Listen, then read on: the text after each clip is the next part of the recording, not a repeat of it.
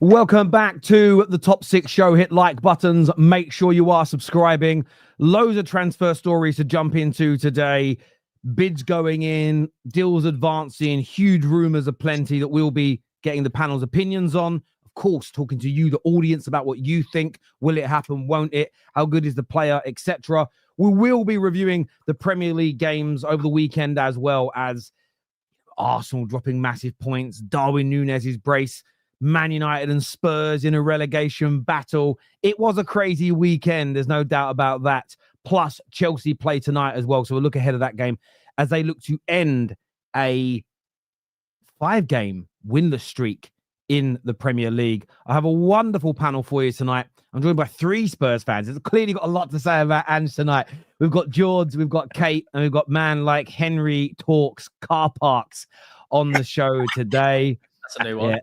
I do want to know, what do you do in the car park on your knees, Henry? I have to ask you that question. You've completely butchered what I said. I said we're on our knees. We need to meet in the car park and you said what you said. We're on our knees, and if anyone doesn't like it, come see me in the car park. So what are you doing? That implies you're on your knees in the car park. Well, I can say, as a disclaimer, I'm not on my knees in any car park. Stand up on your chair and show. I need you to show us your knees. I want to see how red they are. Get up on the chair and show us your knees. We've got Kunle on the show with us as well. We are going to be joined by Phil. He was here, the Newcastle fan Phil. I think something just happened to his camera. He'll be back. And Ches is meant to be here. Chelsea fan Ches is on the show as well. Not too sure where my guy is at this particular moment. But if you haven't hit the like button yet, please go and get that done for the Football Terrace right about now. We're going to talk the games a little bit later, the manager situations a little bit later. I wanted to start off with the transfer stories because there's been quite a few today that have kind of come through. Some of them are sort of, and when I say shocking, I mean, maybe nobody expected it today, but Man United linked with a move for, I mean, first of all, I was calling him a left back. Then it turns out he's played a lot at right wing as well. So right wing and left back are his positions. But Patrick, I think it's pronounced Dorgu, interesting 20-year-old from Serie A. United are in advanced talks to bring him in. I want to go to someone first who knows anything about this young man, because I'm not going to sit here and pretend that I've been following him for years. I haven't even bought him on FIFA. Do you know what I'm saying? Like, anyone know anything about him whatsoever? Is that for Patrick Dorgu? Go on. Yeah. Sorry, go on, George. Go on, George. No, I was just going to say very briefly, I know Tottenham have been interested in this guy for about the past 12 months. I've always kept my eye on and just seeing what he's doing and so on. I know he's very similar to a Dorgu in the way that he plays. He's a fullback, and the overlap can come inside. Very good on the ball, attacking-wise. He can offer something. But I can't say that I've watched him enough to actually break down his game. I just know that he's a top prospect, and we've had our eye on him for a long while. So it must be a really good player to bring in. Yeah, George stole my thunder there. That was about me as well. He was linked to Newcastle as well around the same time as before we got Lewis Hall as well. So I had to read up a few scouting reports, and very similar to what George was saying, like a lot of pace and power, like a natural left back. He's been called. He's also been applied on the right wing as well. So he's got some versatility around him. He's pretty much Lecce is like number one kind of player or whatnot in terms of revelation for what they're doing. So it depends what scouting report you read. Some of them feel like a step up to Manchester United. I think it's because Manchester United is a bit too soon, and others think like it's the right time. He's just really raw. So it could be one where either Man United are looking for a natural succession plan for Shaw and others, and like he seems to be like the right type of fit for what Amorim is trying to do. Or he, obviously, you're buying, if you do manage to get him for around 20 million euros, you probably manage to sell him on in a couple of years' time for either something similar or a little bit more as well. So it seems like an interesting way that Man United are going in terms of trying to, I guess, build up from young, kind of really high potential prospects. I love the first thing you said there, that he's got a bit of pace and power. Looking back at and I say that because you want technical ability as well, and he appears to have that in what I went on Y Scout to do. I watched some compilations, and I know that's not the best way of doing it, but then I went on to Y Scout and watched some bits and pieces, read a few scouting reports, and pace, power, strength, a bit of speed, acceleration. Really, we lack it, and that was for me the biggest problem against Brighton yesterday. In every department of the pitch. Sometimes we pressed at the right time. I didn't think Man United used to have this habit of one player would trigger the press, and nobody would follow, and then you'd be caught out. It wasn't that yesterday. We just couldn't get to the balls before them. They were just faster. It was one of them. You know, we've all been at school and been in those races where you absolutely run as hard as you could, but that fast kid just left you, and there's nothing you could do about it, right? That's how I viewed United a bit yesterday. And the girls as well, man. I was the fast kid, so I don't know. I was pretty quick, but yeah, I had. In fairness, there was a kid in my year, a year above me, called Ashley Walker. This guy in like old Reebok Classics with no grip, because like the rest of us from a poor family, this man on grass was running 100 meters in about 11 seconds. It was ridiculous in like year 9. I remember looking at it thinking, "What's the point, Dad? What is the point of me racing him? Stupid." But yeah, we need that. And again, I'm not going to sit here and wax lyrical about the player and say I know so much about him. It's going to be an amazing deal.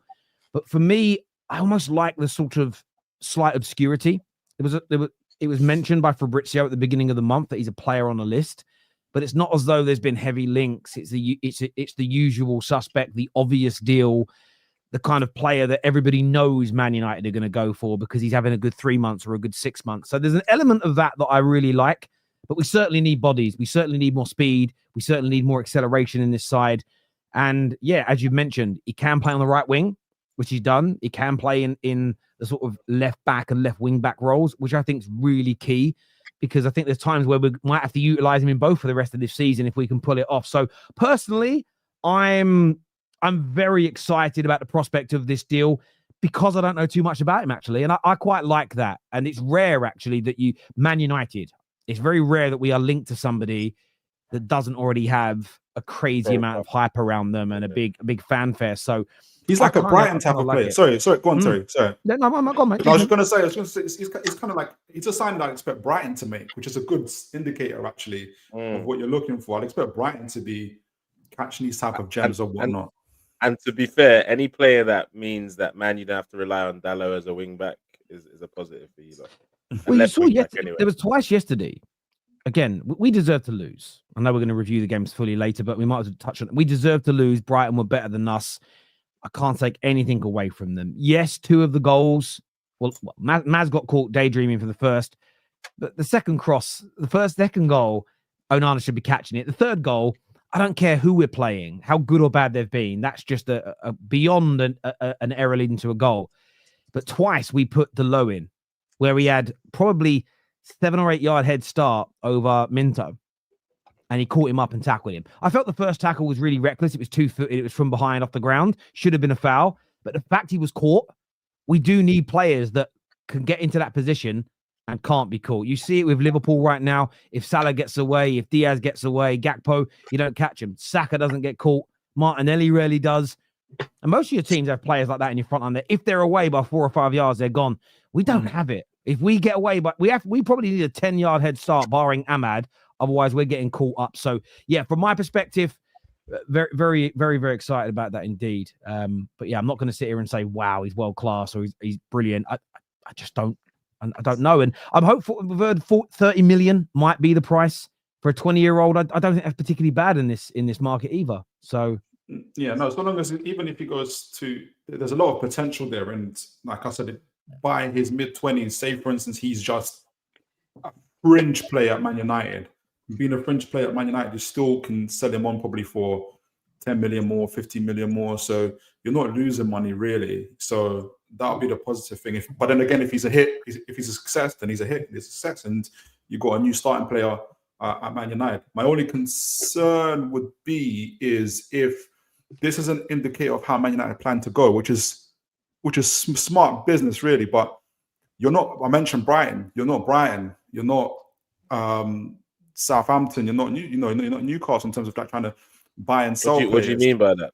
So in the sense of, it's okay for Brighton to buy players that are unknown and sell them on and it's okay. I mean, like for instance, I'm losing Lenny Yoro for an example. He's obviously he's a lot more known, he's a lot more prestigious, but like even his last couple of performances, the heat he's getting is insane. And if you're Patrick Dorgu or any kind of player of that ilk coming into Man United, the way the spotlight is on you is not like it is on you in Brighton, for instance. You can fail, for instance. You can not perform for a couple of games and then turn things around. At Man United, it's not the same thing. So I'll be interested to see how they would progress those players. Don't you think the spotlight would have been on a player like Yoro anyway for that sort of performance he had against Southampton? No, no, because Brighton, for instance, because he got cooked for 90 minutes, bro. I've seen Belieber get cooked. I've watched Brighton a lot of times this year, but it's not plastered on the front pages of newspapers or on the internet. Yeah. Belieber he's an incredible player, but he's been cooked a couple of times already this season. Just like any young player who's 19, 20 years old gets that happening to them. Yeah, no, you're right in that. And Man United we know we're going to get every player that signs for us becomes a target. Everyone in the summer was, wow, Lenny Yoro, look at this player. When we were linked to him, we were laughed at. You're not going to get him. He's this future superstar. As soon as he becomes a Man United player, it's everyone's hate watching. Let's wait for the mistakes. Let's jump upon it. And look, rivals are kind of meant to do that, because why would a rival want to help your team benefit? So I totally get it. I understand it. Man United fans do it to rivals as well. That's the issue. Having said that, it's always been the case. United has never been any different. And we've signed a lot of players before that were relatively obscure, that nobody was overly talking about. So you can go back to Ole Gunnar Solskjaer as an example, or Ronnie Johnson, who came into the football club, Mikel Silvestre, players who, Dennis Irwin, and we're going really far back now. And then you go into more the sort of 2000s, and the one that always stands out to me is Javier Hernandez. We have, on multiple occasions, gone and signed young players or relatively unknown or an obscure signing that have been very good. Of course, we've done some that have flopped as well. We're never going to claim otherwise. For me, this is the type of signing that was regularly done by Sir Alex Ferguson, someone that has the potential to become great. The difference between us and, say, at Brighton, when we used to do this well, is that we wouldn't have sold Caicedo and Basuma and everybody else, Cucurella. They would all now be an established team for Manchester United. And I'm not against it. For me, I like these kind of signings. As you say, if they work out, they stay with you. If they're brilliant, they stay with you. If they're not quite at the level, we'll probably be able to sell them for a profit. And what will help is that we're trying to install a particular way of playing. And I think that once we get that done and add players into it, because that's what all I saw yesterday, was a team that's some mistakes and some errors from players that aren't good enough, like Onana. But it was just a team that doesn't have the complete total package to play that way. So we need players like this that potentially can. So yeah, I'm happy with it.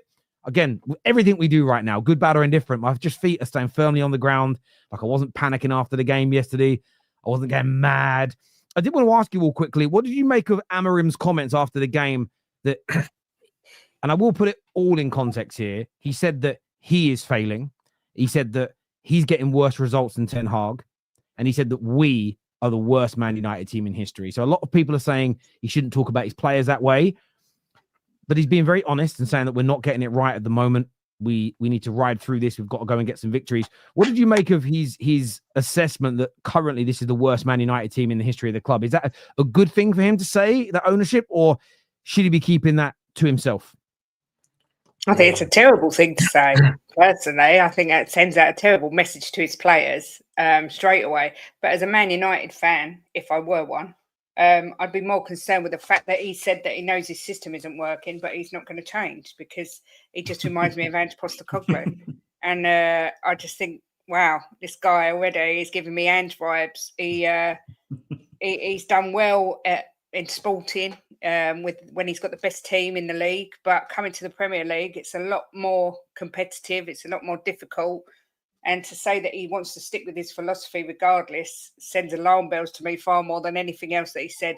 I don't think it's alarm bells, though, okay? I think all you're pointing out is just these managers have arrogance and they have ego to believe in themselves. I don't think that I don't think that part of what Amorim said was anything wrong. He's doubling down on the fact that I'm going to play my way, because he's letting the board know that this is a project and I'm trying to build for the future. This isn't for now. So if you want, I'm not being funny, he probably would have told the board, if you guys want someone to fix us right now, I'm not going to be the guy, because he wouldn't have left his job at Sporting if that was the case. If he thought he had to come in and get a tune out of these players instantly, I don't think he would have took the job on.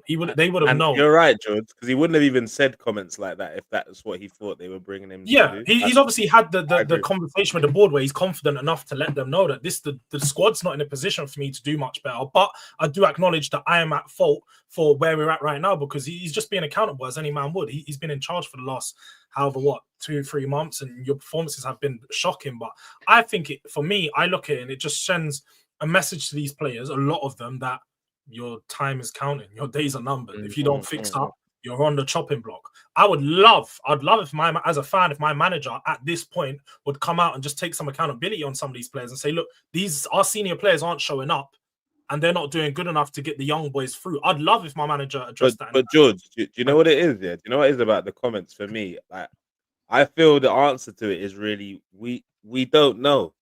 Like, he's basically tried to throw something out there to get a reaction from his players. We don't know if it was a good thing or not until the players either react negatively or positively. It might be a master stroke, because in one side the players might say, "Oh, look, like George was saying, our places are up for grabs. Let's fight to the end of the season and see what's going to happen." It could be that, but it could also be him trying to buy himself time. Like, oh, look, these players they're trash, man. I just need to let everybody know that what you're seeing is not my issue, it's their issue. At least let me get to the end of the season. He might be doing that too. Yeah, so we don't really know. There is a part of that. I think there is a part of that. And some people will say, Terry, you call out Jose for doing this. Look, Jose kicked off that Anthony Martial was at the birth of his baby. Jose Mourinho said that Luke Shaw uses his body and my brain on the pitch, essentially saying he's stupid. There's a way of saying the players are not good enough or the players are not doing, as I say, with tact. What he has said, and I don't mind it as much, is I'm not giving them the right instructions. I haven't taught them this properly. That's why they're not doing it. Do I think he believes that? No. I think he realizes we're trying to play a better brand of football. That means it's more complex. And some of these players just don't have the IQ and or the ability to do it. It's as simple as that. And there are a lot of United fans out there like, we should have just stuck to the same basics principle that we were trying to do under the last few managers and play that way. And the problem is, I still think Amorim is right. Whether Amorim is the right head coach or not, what he has said is correct. And that's, if we just continue doing the same that we did under Ten Hag and the same that we did under Ollie, in 18 months, 2 years, we're back to where we were again. We have to try and build something. And the only thing I would say to the UK, and listen, you're entitled to think what you do. As you and I have said, I don't think Ange is necessarily the problem at Spurs. What they haven't done for him is built him a squad that can play his brand of football with injuries, home and away, and consistently. What I'm hopeful of at Man United, and it is hope, I've got to wait and see, is that we do bring in the players that mean his system will work. Our track record of landing good quality players it's been very good. The only thing we've missed out on in the last 11 years is we've not had a set way of playing. There's never been a particular profile of player we've gone for. So we've always ended up with these horrible kind of Frankenstein squads. And that's what we need to get away from. But look, I do agree with what he said, though. Right or wrong, I agree with him. It is, in my lifetime, the worst Man United team that I started supporting United in the late 80s. We weren't very good then, but I don't remember the games week in, week out like I do now as an adult. It is horrendous, and we were very, very poor yesterday. As I've already said, I think the lack of power and penetration and speed on the pitch was a huge issue. And I think when we're away at Arsenal, City, Liverpool, we're a bit deeper. We're more compact. So the idea he doesn't change his tactics, I do disagree with, because he played different yesterday to away at Arsenal before the red card, of course. Therefore, there is a difference in how he plays. And I think when we're more compact and we can absorb and then spring on the counter, we do okay. Trying to open up and be more expansive. What's that famous meme? I don't think you got the facilities for that, big man. That's our squad. And most of you would agree our squad isn't at that level. And that's why... on that... Under Rude... Sorry, mate, go on. I was going to ask you a question. You see, in the summertime, what do you rate your window? Like, hindsight's lucrative. What do you rate your window in the summertime? Like, what would you rate it? What would you rate it back then? Back then, would you rate it? I remember what I gave it. Go back and check what you said, so I'd rather you just say. Yeah, I don't remember what I said. I don't remember what I said. So for me, I said it wasn't as good. What I would say now, whatever I gave it, let's just be really conservative and say I gave it an 8. It was probably not an 8 I gave, but let's say I gave it an 8. I'd probably rate it a 5 now. If I gave it a 7, I'd give it a 4 now. So I'm just saying, I don't know. I don't remember what I gave. Whatever it was. So you're basically saying that, in your opinion, you overestimate your summer. Is that a fair statement to make? Yes and no. I said, so that's a... There's a follow-up question to this. That's why I'm asking you. Yeah. So I'll say no. Do your follow-up question and I'll answer the whole thing together. That'll be easier, Ches. Calm. My follow-up question was going to be, so the general consensus in the summer was, in general, that United summer was better in terms of you sold more players for more money, stuff you haven't done in the past. You addressed some areas which needed addressing, like Ugarte, for example, which you chased basically the whole summer. And that the only disappointing thing is that you didn't sack the manager. But at the time, a lot of United fans didn't mind the fact you kept him as long as you bought players for what Eric Ten Hag was trying to do. Turns out, which everyone kind of knew, which rivals kind of banned you for, keeping Eric Ten Hag was the wrong choice, and that the players actually aren't as good as we all thought.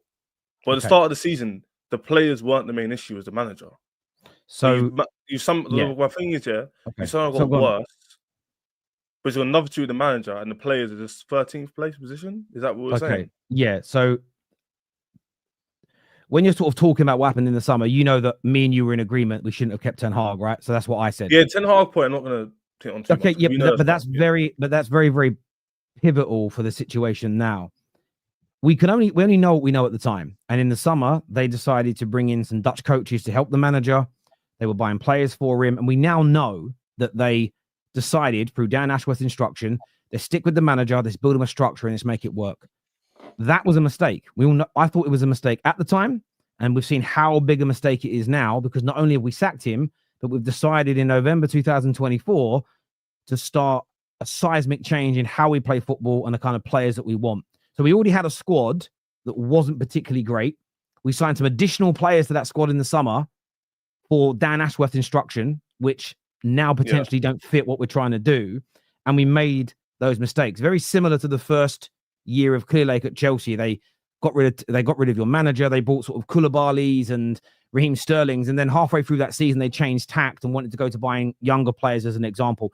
It would have been much better for Chelsea to have started that process in the first summer, the same as Manchester United. So absolutely, that was a mistake. But United fans like myself at the time said what we should have done in last summer is sack the manager, and whatever we were deciding to do, it had to start in the summer with a pre-season. So yes, you rate the summer based on the players you bought for the way you're currently trying to play football. If we had Rúben Amorim in the summer and we bought those players, I would have scored it less. I would have said, well, I don't think they're the right players to help elevate the team in the way he wants to play football. The players have been bought for the club, not for the manager? Some certainly have been. So you could look at Ugarte. I think you look at Lenny Yoro. Their players, and Ugarte's been pretty good as he's grown into the team since he's been there. Lenny Yoro's only just started playing. When you look at them, I think they're club players. Xerxes, the jury's still out on him. I know he had a very good cameo when he came on against Southampton, but for me, he very much felt like a signing to help Ten Hag's way of playing football. Yeah, fair enough. And again, we only know what we're being told and what we're being briefed in the summer. Hindsight's then very, very lucrative. And, we've all experienced that with our clubs, but we certainly I've called it out. I appreciate challenging me on it, but I called it out at the time, and I called it out when we sacked Dan Ashworth. And I'm not going to defend it. I've said it's bad. I've already called it out. I'm just saying, it's just like 13th place is like, it's just kind of strange how, not you specifically, but it's generally accepted that apparently Man United squad is 13th place position. And I'm not. No, I would. The reason why I know this, right? The reason why I know this, I don't think it is though. Cheers, but I don't think it is. I don't think it is. Where do you think you could be then? If you I don't think the squad is the 13th worst in the league, but this is what you're missing. I don't think either. But this is what you're missing, Ches, is that if we would have kept Rude and played the 4-3-3 or a 4-2-3-1, compact counter-attack for the rest of the season, we'd probably finish somewhere between 9th and 6th, because those players can play like that, nothing overly expansive, but never going to create the style of football that's ever going to make you champions of England. We have stupidly, because Ineos made a mistake in the summer with Ashworth and keeping Ten Hag, we've started to change our entire approach in the middle of the season. And if you remember your club, Chelsea, in the summer when you first started Maresca's stuff, some of your pre-season games, you were getting opened up and destroyed. But that's when you're meant to be experimenting and training and coaching. And as you got into the real season and your manager actually had players bought to help him, we've had no one bought for this manager yet. You saw, you settled into the system. You started playing better and better football to a point where you were talking about potentially winning a title or at least being in a title race. So all you're seeing with Man United, different to what Chelsea went through in the summer, is that we're doing that pre-season element in the middle of a campaign with no training sessions and no players being bought. That is the mistake of the owners of the club, not Rúben Amorim. That has been called out on many other occasions. So we still don't have a squad that's that great. I still said in the summer that I expect in the next 2 to 3 years, 70 to 80% of the current squad to go. I still expect that. Nothing's changed. Yeah, I understand that. I just want to hear your point of view on Like, the 13th. This Man United squad though, it's really bad, man.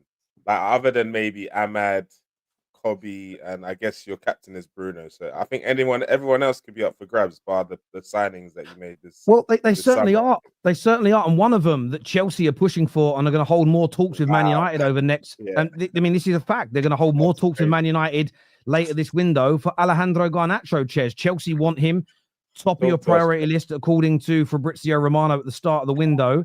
And yeah, they're holding more talks to try and advance it with Man United.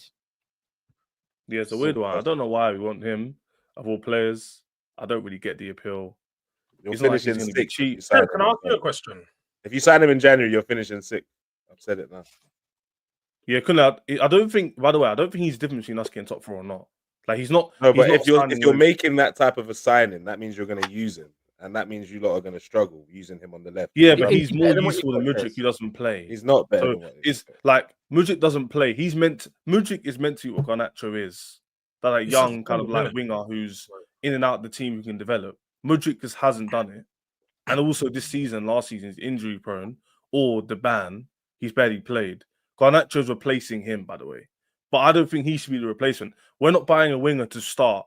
That winger Garnacho, for example, will be a competition for Sancho or Neto or Palmer Madueke, whatever it is, right? But I still don't agree with it because it's not going to be cheap. I don't necessarily rate the signing in terms of like prospect-wise. I also don't think his sentiment is right. The way I've seen him go about himself. I'm not going to judge his character. I don't know him. But in terms of footballing-wise, it doesn't seem like a head down, I'm always focused kind of player. Maybe I'm wrong in it. Like, I put my hands up. But at the same time, it's too expensive. If we get him for like 30 million on my life, I don't care. I'll be like, yeah, cool. But Man United won't take that. Now, I did see a report or someone I watched say that maybe Chelsea are taking advantage of the fact that Man United need to sell players. So Chelsea are quite smart. They don't really buy a lot of players in the high like bracket unless they think they're world-class potential, like I said, or Enzo. So maybe they're going to try and get cheap on him and flip him or just use him as a squad filler, which is very likely. But still, why Garnacho all players? Now, Prem tax, he scored against us. I don't say if he goes to Chelsea, it's not going to be as like a squad filler, no? He would be. He would be. Well, he wouldn't if he goes for 60 million, I don't think. No way. I don't think that's what's going to happen. If he goes for 60, yeah, but Henry, how much is he going to go United, for? Chelsea wouldn't pay any more than likely 45 million. My argument is you're not going to pay 60 million for a pound for a player. We're not going to pay 60 million. Well, let's say even if it's 45, you're still not paying 45 for a guy to be a squad filler. Chelsea would because we have money. I think they would, but then 45 they would. My bigger question is, don't you have a problem with just your shoot everywhere recruitment approach at this point? Because now it's looking like you could potentially be signing and you're essentially at this point you're strengthening Man United because you've taken 2 wingers off them. If you do take Garnacho, it'd be Garnacho, Sancho, 2 players they didn't want that was out of favor, and you've chucked nearly 100 mil their way for them. I know Sancho's 25 mil plus. No, Sancho was nothing. I'm not gonna lie. It's like 25 plus a loan fee, so it's around 30. And then Garnacho, let's just say he is around 50. So you're chucking 80 million at them and helping them solve their issues. Yeah, but they also got rid of Mount, didn't they? This is what I said to that point, George, on like helping Man U. Sancho's actually helped us because despite the fact that we in the last 5 games, the whole team's been poor. That's not Sancho's fault. He's actually contributed in games in 5 margins. That Bournemouth game away from home, where he came off the bench and got man of the match, that helped us be where we are now. So, But what about the transfer strategy as a whole? Because that's the big point. I was going to respond to that. Yeah, this is what I would say to that point. I wouldn't care about this if they bought or linked to the spinal kind of players. So they were linked to Sesko. We buy Sesko. We buy a centre back. So we bring back Chalobah. It's calm. You get Sesko in, and then we link to like say they bring back Santos or get a midfielder link like a DM. I wouldn't mind. I'm like, I don't want Garnacho, but cool, waste your money. But the reason why Chelsea fans are annoyed, and I'll speak for them, I speak to them every day, is because we're not going for the players we need first. If we'd bought Sesko, brought back Chalobah, got a DM link, or Leslie comes back from Southampton, worst case scenario, and we linked with Garnacho, you wouldn't really hear much people talk about other than the fact that Man United banter, giving the money, etc. But it's the fact we still need a striker, we still need other players.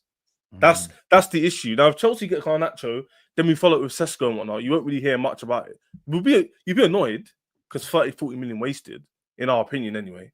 But at the same time, this isn't me hoping, by the way. I don't want him. Fact. But Chelsea were also linked to Samu. We were also linked to, who's the other player? Duran, which everyone laughed at. And now look at them now. So I'm not saying Garnacho, yeah. That's the thing, though. You're even linked to better players, but Garnacho seems like Chelsea have been linked to players in the summer. And Terry done videos on this all week long.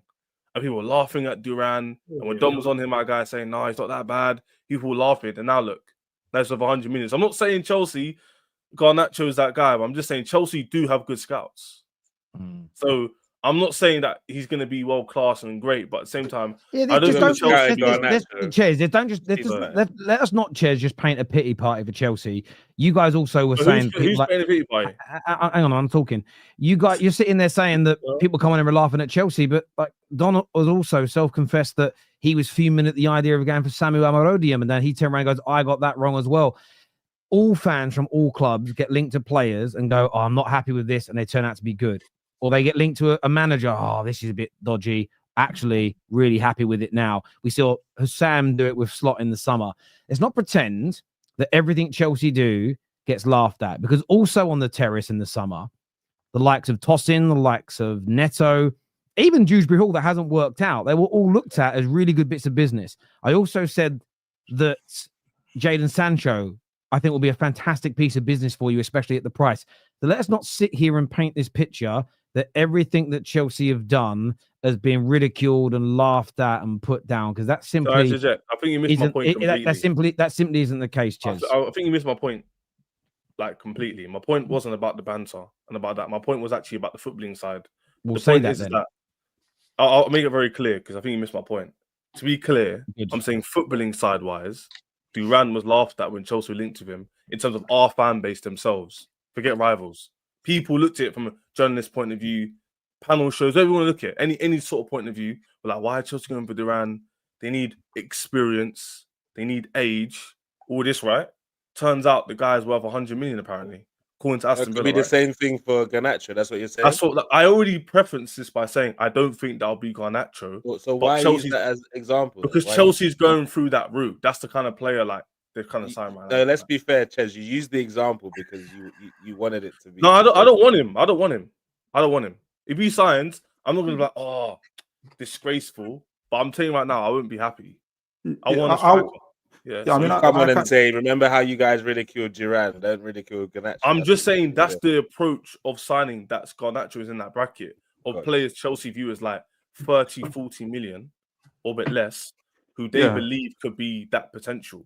That's how they class Garnacho inside of. Whereas Enzo's, Caicedo's and stuff, they see it as like a bracket above. That's why they're willing to go above and beyond to buy them. Yeah, I see where Ches is coming from. And we were discussing Patrick Dorgu earlier for Man United in terms of if he fails, they just sell him on. If he succeeds, then he stays in the squad. Chelsea have got this down to a T in terms of their players. It's not a surprise that they've gone for Garnacho or Jadon Sancho and others. They've got those kind of players in buckets and spades, not let alone their academy as well. They just do it in mass production, what everybody else is trying to do. Well, Brighton have been doing, but Chelsea have just escalated it. I think Todd Bowley's got it down to a fine art. If they succeed, great. Chelsea can kind of go high up the table. If they don't, they just sell for either the same price. I'm sure there's a player or two that they've bought this summer that they're selling in January. I won't be surprised. Vega, that's Felix, it. That's they're it. looking to sell. Yeah, We're gonna so- make profit on him, by the way. We're gonna make Right. profit on him. So it's a win-win situation either way. It's just their model. We just don't know whether it's going to lead to cups and trophies, but it's still very early to know that. They've already escalated up the table already, so there's nothing to say that it won't. So I'm not overly surprised they're going for Garnacho. Literally, I'm glad you understand my point here. So this is why when Chelsea make signings, like Terry says all the time, you've got to differentiate who they're for, what they're for. Some players like Vega clearly flips because we could have gone for Calafiori, but we went for the guy who cost 10 million, and then coincidentally we sent him 6 months later to 20 million or 18, whatever it is. So Chelsea do this a lot. So I'm not saying Garnacho is that, but did you it's the same understand that bracket plan when of- it came to the players like Sorry? Vega? Did you know that was kind of the plan with players like Vega? And No, stuff? Vega I actually thought would stay, which is why Chelsea fans are surprised because he's actually got quite a lot of like physical attributes we actually need in our squad. He's tall, he's versatile, he's technically strong, which is why I'm surprised. Whether he rejects us or not, we didn't go for him. Like I don't think we bidded him for him. That's what I'm trying to say. So, like it's a bit different, but I think Chelsea. That's what Chelsea's trying to do. So whether it works or not, like my man said, is a different conversation.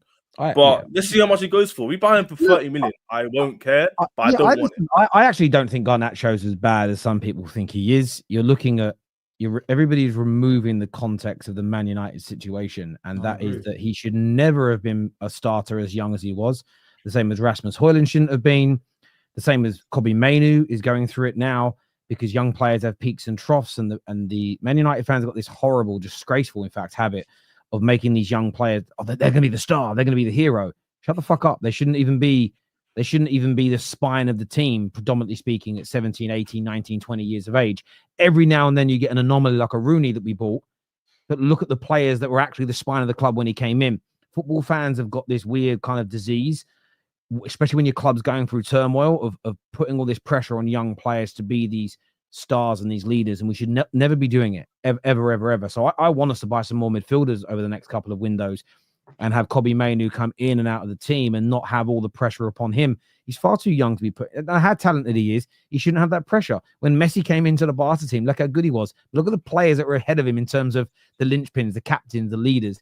It's ridiculous what we do. I think Garnacho could be just like I said about Sancho. I'd be gutted if he went to Chelsea because I think he could have a really good time at the football club. I really, really do. A change is as good as a rest.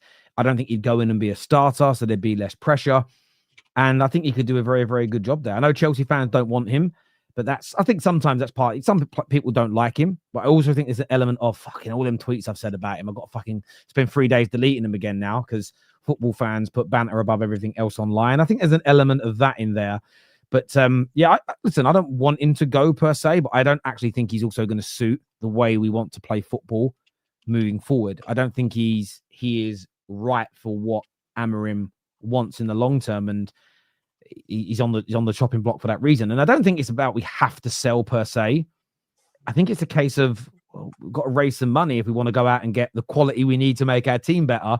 So you're not gonna get that through selling all your shit players first, which Man United fans want because they don't sell for very much money. So you've got to sell something that's a little bit more valuable at the end of the day. So it is what it is. It's been telling Man United fans this for the best part of 17 years, but they continue to give money to those Glazers. So you reap what you sow, unfortunately. But no one wants to take accountability. Let's go to somebody's super chats here. This says it's the risk you take rushing a manager in mid-season rather than waiting until the summer. It's like cooking in another chef's kitchen. Yeah, I don't think it's that big a risk, Ronan, in terms of this season. The season is a write-off Premier League wise.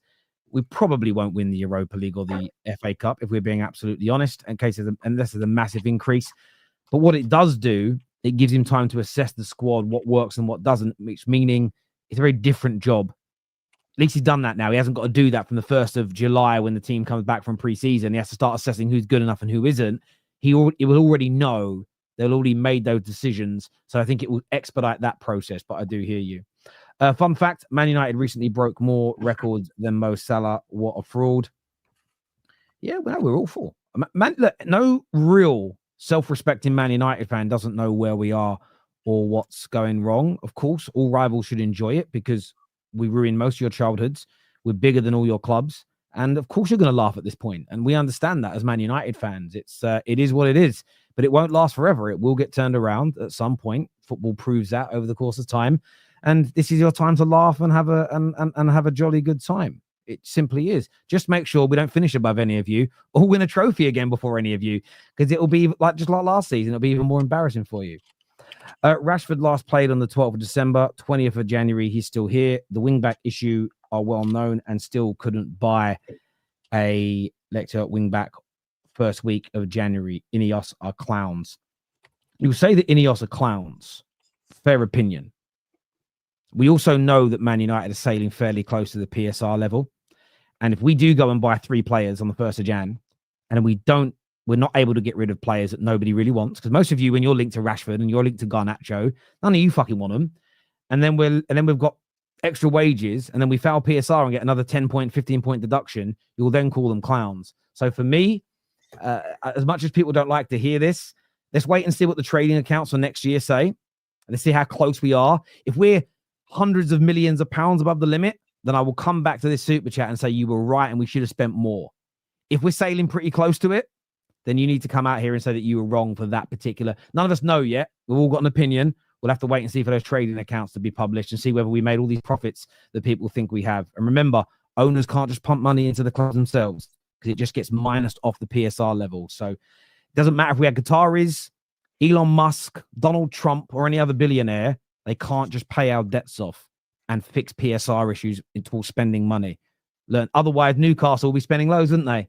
But they can't, because everything their owners pump in gets minus off of PSR calculations. So it's absolute nonsense that any billionaire would have just come into Man United and just paid everything off and would have been spending hundreds of millions. Would never have happened. Learn the rules of the game. Thank you, Luke, for asking everybody to hit the like button and make sure you're sharing. If, by the way, the Glazers would have done what brilliant Roman Abramovich did and bought up loads of land and property around the ground over a 20-year period, we could have sold that, and that would have been genuine income that we then could have used. But we had the Glazers, who didn't do any investment, didn't spend any of their own money, so we have nothing to sell that we don't want to. We don't want to sell the ground, do we? We don't want to sell the training facilities or where we're going to train in the park. So again, the people that you funded, the people that you backed, along with me, they are the reason we're here. Another transfer story, which interestingly it got shut down the other day, and then last night it started going everywhere. Sesko to Arsenal. Is this a deal that you think you should be pushing for, Kunle? Can you see it happening? And if not, what are you going to do about your striker issue at the club? Is it something we should push for? Yes, because we need it. Not necessarily because he's the specific striker I want. We just need a 9. Is Sesko better than Havertz? Yes. Does he take the chances that Havertz has currently been missing? Yes. Is he the be-all and end-all I want? Not necessarily, but we're in a situation where we're desperate now, Terry. We need a number. We can't end January without a number 9. We can't even end this week without a number 9 if we're keeping it 100. So I think we should just push and get it done, unless there's another deal available, like maybe your Osimhen, or it doesn't look like Gyökeres is looking to go during this January period. So I don't know. We joked about it the other day, but I would not be surprised if my club end up with Moise Kean or Jonathan David, bro. I'm being 100% serious, bro. I think Cunha just another Jesus for me, so I hope he's not him. Did you see Romano's tweet when he specifically put the little 2 eyes emoji, then Arsenal, and then he said something else? There's a reason behind that. That contract's been on the table now for 19 days. I really hope it's not Cunha. Henry, trust me.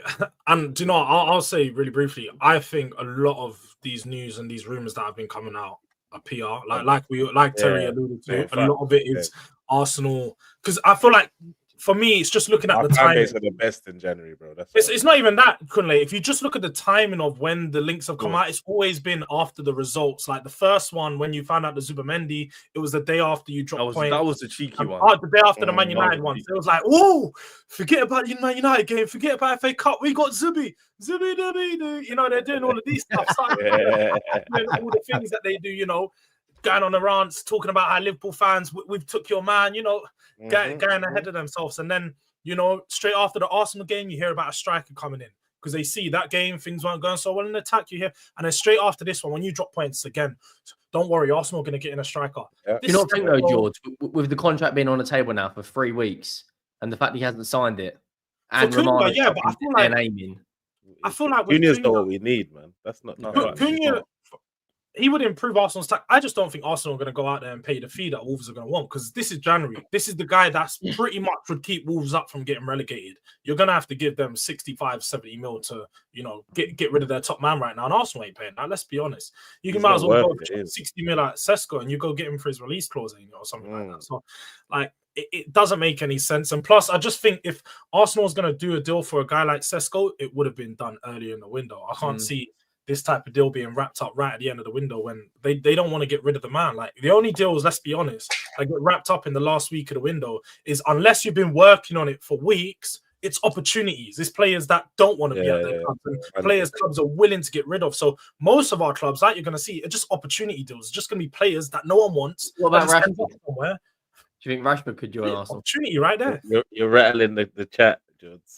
The same's about my club, though. I'll be so real. Tottenham's in the exact same position. We're going to pick up opportunities. We're not going to get players that we want. Would you say Rashford at Spurs? Of course you would. Of course you would. Don't lie. Close your eyes. Stop lying. Johnson's injured for 4 weeks now as well. But Rashford's going to AC Milan, isn't he not? No, I think he's Dortmund. Is he? I heard he's not even Dortmund. But still, are Dortmund going to pay his £300,000 a week wages? Because he ain't taking no pay cut. No way. I think what will end up happening with Rashford? I still think he'll end up going. I know Melissa Reddy said today it's looking unlikely. I still think he will, and I think we'll end up probably covering between sort of up to half. Yeah, of his. I thought what we did with Anthony was really interesting. So I think we're covering 50-60% of it, which frees up, I think, the money to sign Patrick. Excuse me, Dorgu. But with Rashford, very similar. But we put some clauses in with Real Betis where if they don't play him for a certain amount of games, they have to pay us like a loan fee. And I think that's because we obviously want him in the shop window. We want him playing games. Hopefully, he can do a good job there, like he did and same for Rashford. I wouldn't mind do you know what might be not bad for Arsenal? Taking Rashford on a loan, no obligation, half his salary. And what I mean by that is, if he comes in and he looks brilliant, then you might be able to buy him in the summer. If he comes in and looks bad, at least then, from an opportunistic perspective, you haven't got to commit to him. You haven't got to then give him a 2 or 3 year deal. I mean, I still think he'd do well for you. That's the thing, Ches. It's given Sterling. As an Arsenal fan, very similar. Very. Yeah, but by the way, I don't want Rashford going anywhere near Arsenal, because if wherever Rashford goes, I think he's going to do it. I don't think Rashford's finished physically. I think Raheem Sterling is. I think it's different with Rashford. I just think he just doesn't want to be at Man United anymore. I think there's a difference, but you could argue Rashford does need a new league. He might not be finished physically. No, you're right. You're right. I think you're right.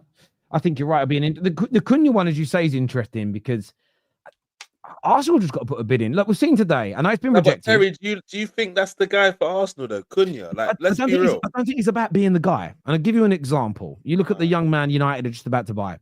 I've seen other United fans go, but I want to go and get Mendes to play in the left back position. But we might still do that in the summer.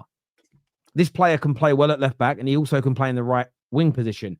Who we sign now may not be top of the priority list in terms of the next 3-4 windows, but it gives you that body now. You could sign Cunha now and Gyökeres in the summer, and then that's your striking partnership.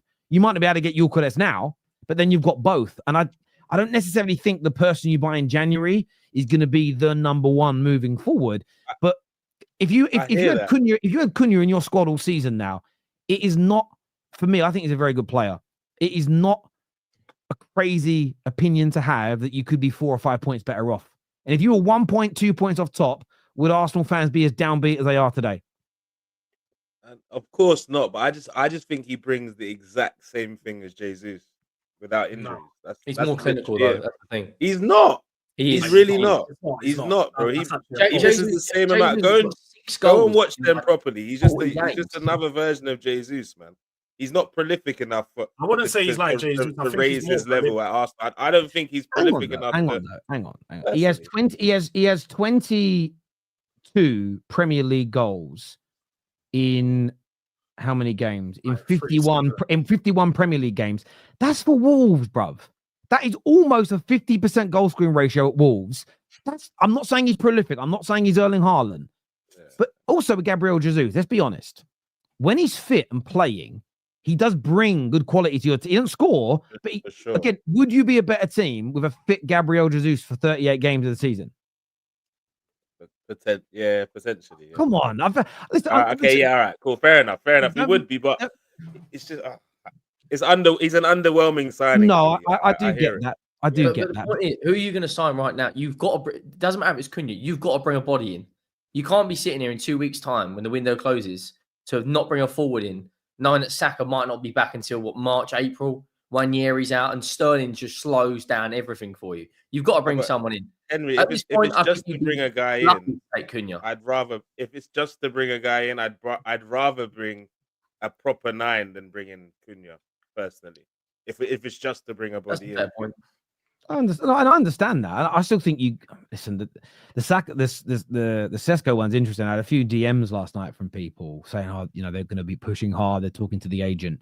The only reason I tweeted, someone said to me today, "You lied." I said, "Oh shit, what I do?" When someone tells you that, you think, "Oh, what I do?" He goes, "You said we're getting Sesko last night." I said, "No, I just wrote his name, put eye emojis, and connected the guy that said a few days ago it might be happening, just to see whether he'd heard anything." Like I'm just a football fan on Twitter. I don't understand, right? Right, it's though, Terry. You've got to the point where people go to you for their transfer news. So you're you know when you're they at see you yours tweet now. stuff, Do you know what's fucking stupid about that? I probably get in a transfer window about 100 comments. Not that a lot, but it's enough when people go, "Terry, but yesterday you said this deal was happening." No, I didn't.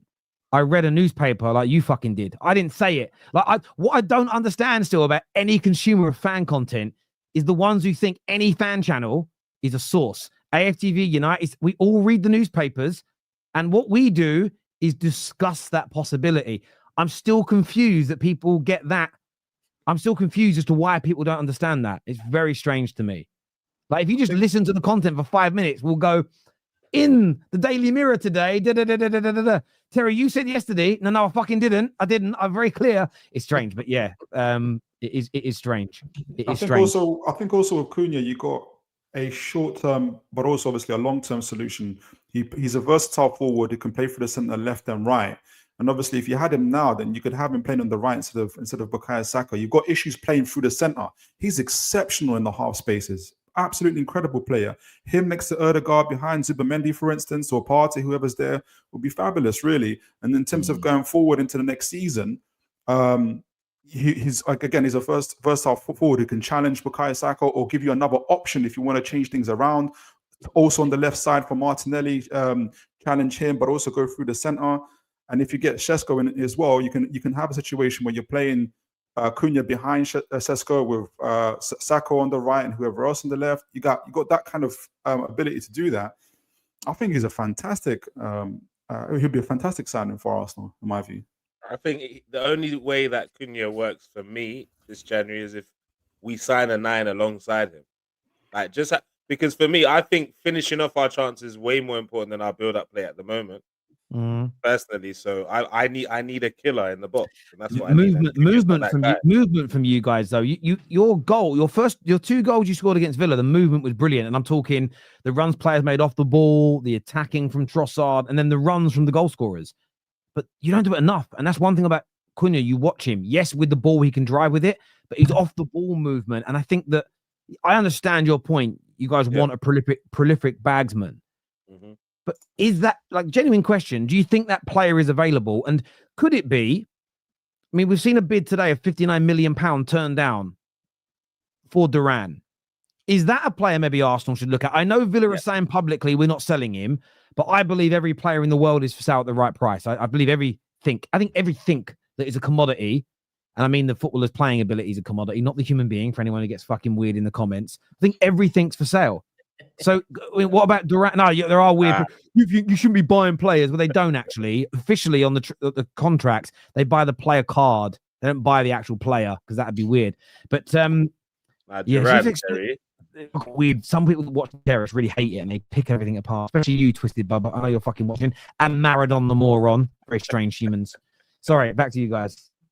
I was saying definitely get me a Duran. I don't have any problems. Please bring him in because at the end of the day, he's someone that he's good in the box, but he's not scared to shoot.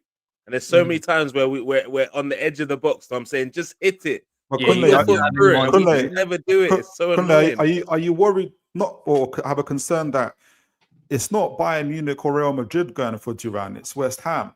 So not doubting his ability, because I think he has that. Is there a little bit more in terms of his character or maybe his personality that maybe he's putting off some of the big clubs from going in for it? At this point, my brother, I do not care. Please get me a number 9. Sharp. Just I'll get be someone real. that's I going to mean, be even- like. I don't care. Like if him and Arteta want to fight throughout the season, but they get me a major trophy, I do not care. We can talk about that in the summer, but get someone that can get No, in no, there. That's not in Arteta's personality, Look, though. look, That's not in Arteta's get in personality there. to do that. Someone in there on the pitch that can take the chances that Kai Havertz is missing. That's all Well, I'm like, asking. but you've already had Aubameyang, and you can see how Arteta's personality Don't you fits. think between the big difference between him and Aubameyang is Aubameyang, when Arteta came in, was a senior player, so he led the dressing room. It was sort of his culture that he had would have embedded into the younger players because they're all coming through, the Sakas, the Martinellis. He didn't want them to rub off, whereas Duran is going to come into a team and not be the biggest player, but also know this is a team that's bigger than the one he's at, so he's going to have a bit more respect for, you know, you would like to think that, but you never know what influence. Yeah, but I think there's enough positive influences in the change room now where Duran would be drowned out. But who knows? I hear what you're saying though. He's an exceptional talent. We know that he can play against low blocks just the way he is. So he can definitely play for Arsenal because you guys 9 out of 10 times are playing against teams with low blocks. Duran is exceptional in terms of his movement in the box. So my question is, why is it West Ham? Why is it not like a top 3, top 4 side across the? It is a fair point. It is a fair point. We had this debate for years over Zaha, and everybody told me elite. And I said, look, I think he's good, but I don't think he's elite. You look at what he's done since Palace, that doesn't suggest elite. You have to look at who tries to buy a player when they leave the club. Do you not think West Ham are going in for Duran knowing that he's got a contract till 2030 and knowing they're not going to get him, but so that they can do what the Tottenham board do and turn around and go, well, we did try and get this guy. I wouldn't be a surprise, Kate. I'll tell you. Hey, do you want to get signed off your chest, Kate? We tried to buy him. Yeah, you can tell he's got PTSD on this panel, can't you? We hear it every single window. I can't relate. Do you know what I mean? Like, when I go for targets, I usually come out with the money.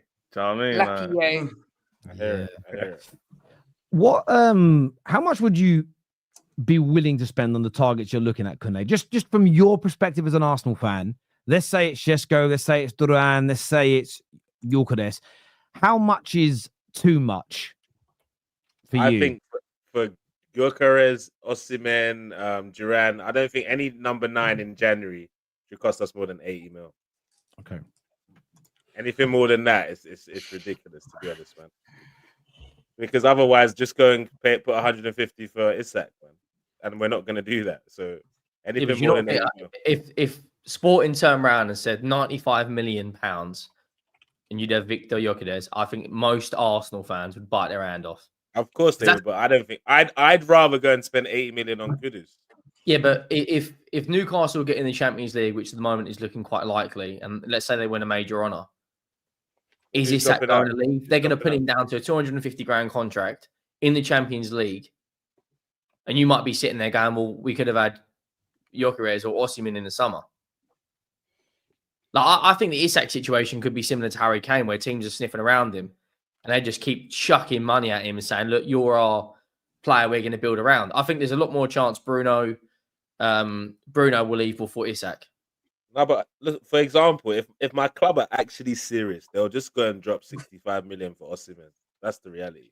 I don't think. Are they actually serious though? Exactly. That's the big if about us, Kate.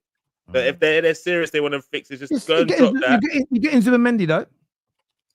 In the summer, yes, they are pacifying us for the summer. Jokers. Do you know, it reminds me a little bit of, when we were little and all our mums did this, especially our nans. Can I have McDonald's? I've got burgers at home. It feels a little bit like that. You can have it later. It's like, but I want to be in the McDonald's and smell it and get the Happy Meal. Get the toy. The Zubimendi thing actually, it frustrates me more than anything. Everyone's, I should be excited. He's coming. Like, it frustrates me Why are you telling me that you do not care about this season? You're basically saying we don't care about the rest of the season, but next year, I tell you what, next year we're gonna go for it. I don't give a damn. There's still how many months this year? How many games to play this season? Where it's like, let me tell you what's this, the date yeah? today? What's the date today? It's the 20th of January, and we've not even made a concrete bid. I've been hearing all sorts of. Terry, I'm not trying to lose myself on the Lose terrace, it, do it. But this is it's a joke. Feel free. Like not only are we in a situation where we're desperate for January to save us after a man's been in his job for 5 seasons, we're not even doing the thing in the first place. So the board are telling us, A, he's going in the summer because we're not giving him no money in January, or B, we do not care about this season. It's a write-off. Let's focus on trying again next year. Either one of those messages stink right now for me. We need to do something tonight. I hear you. Wayne here, I'm going to throw this to you, Kunle, says, stop with the Osimhen obsession, highly overrated. Look, this is when you know that things are good. I'm going through some shit because at the start of the season, I talked about I do not want Osimhen because when Niger boys enter London, tape, libertine, all that stuff, 300 racks a week, wahala everywhere. So I didn't want it, but I'm desperate now, Terry. I'll take it. Like let's take a chance. Let's just hope that he's not going to enter all those clubs. Let's hope he's not going to hang around with all those riffraff like Madueke and all those guys on London to lead them astray. Let's hope that's not going to happen, but we need to get him in, man. He's better than what we've got, so get him in. Make it happen. I'm just getting flashbacks of my childhood. I'll tell you about it. I'll tell you off camera some funny stories. There's some comments coming through here. Hi, Henry. I hope you're being nice to Kate, mate. Oh. Always, Jimbo, mate. Always. Hey, don't worry, Jim. He ain't on his knees. Yeah, I'm not in a car park. Don't worry. Yeah, not going to happen. Terry, you said Man United could run itself.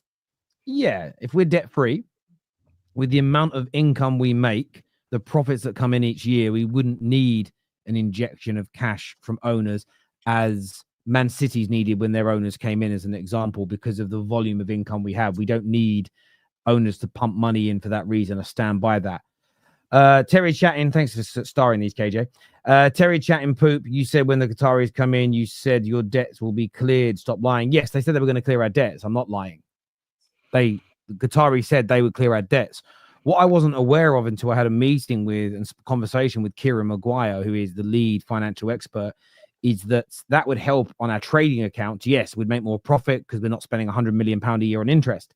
But what PSR do is, because that is generated via the money being pumped in by owners, is they offset it against your. So say you make an extra 100 million a year because you're not spending it, you save 100 million a year. They minus that off of your PSR scoring. So you might make a profit of 80 million, but they minus off what you've saved through your owners pumping money in. So didn't lie. The Qataris said they would pay the debt off. What I was unaware of is that paying that debt off can be used on the profits can't be used on transfer straight away. Otherwise, owners would pump money into their club to spend on everything else.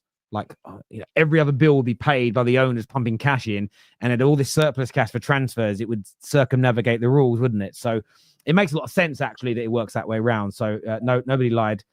Just new information changes views. Arsenal can't afford to just bring a body in.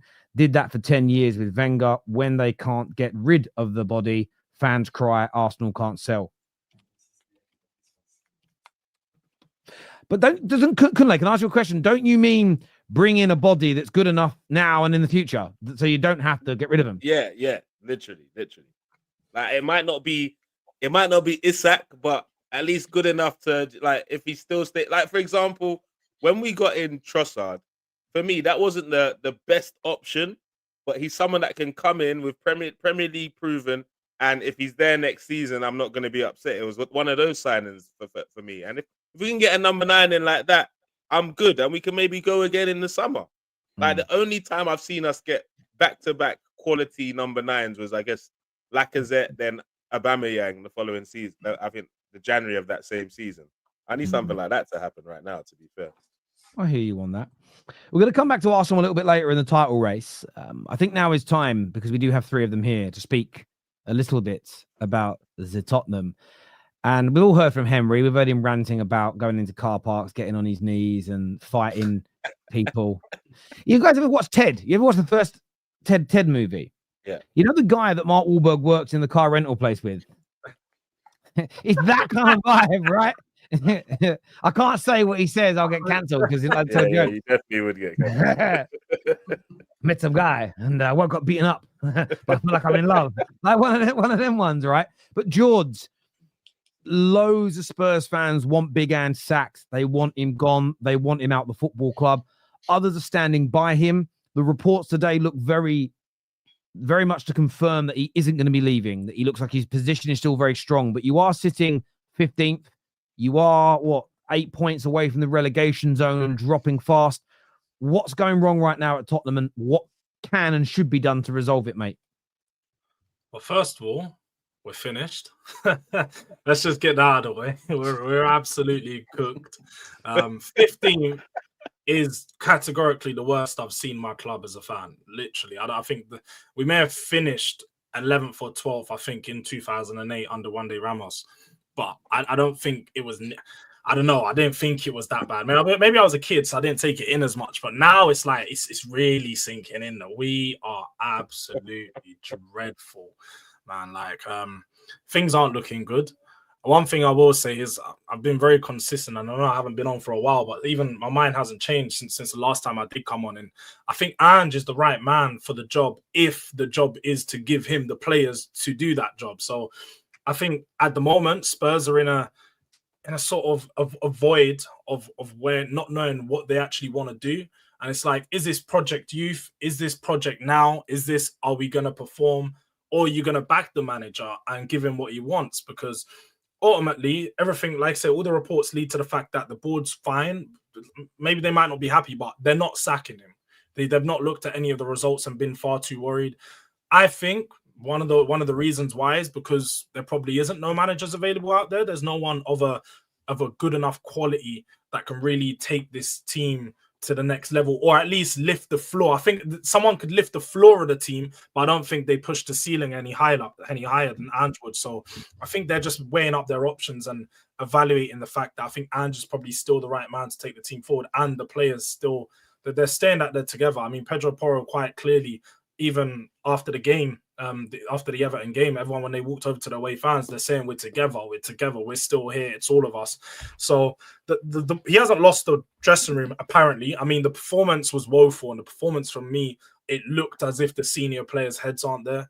The likes of Maddison, just dreadful, absolutely awful player this season. And I know his performances haven't been dreadful. They're not every single game, but from a senior player, one that you have high expectation from, you expect a lot more. So it's just not good enough. Our senior players just aren't showing up for us right now.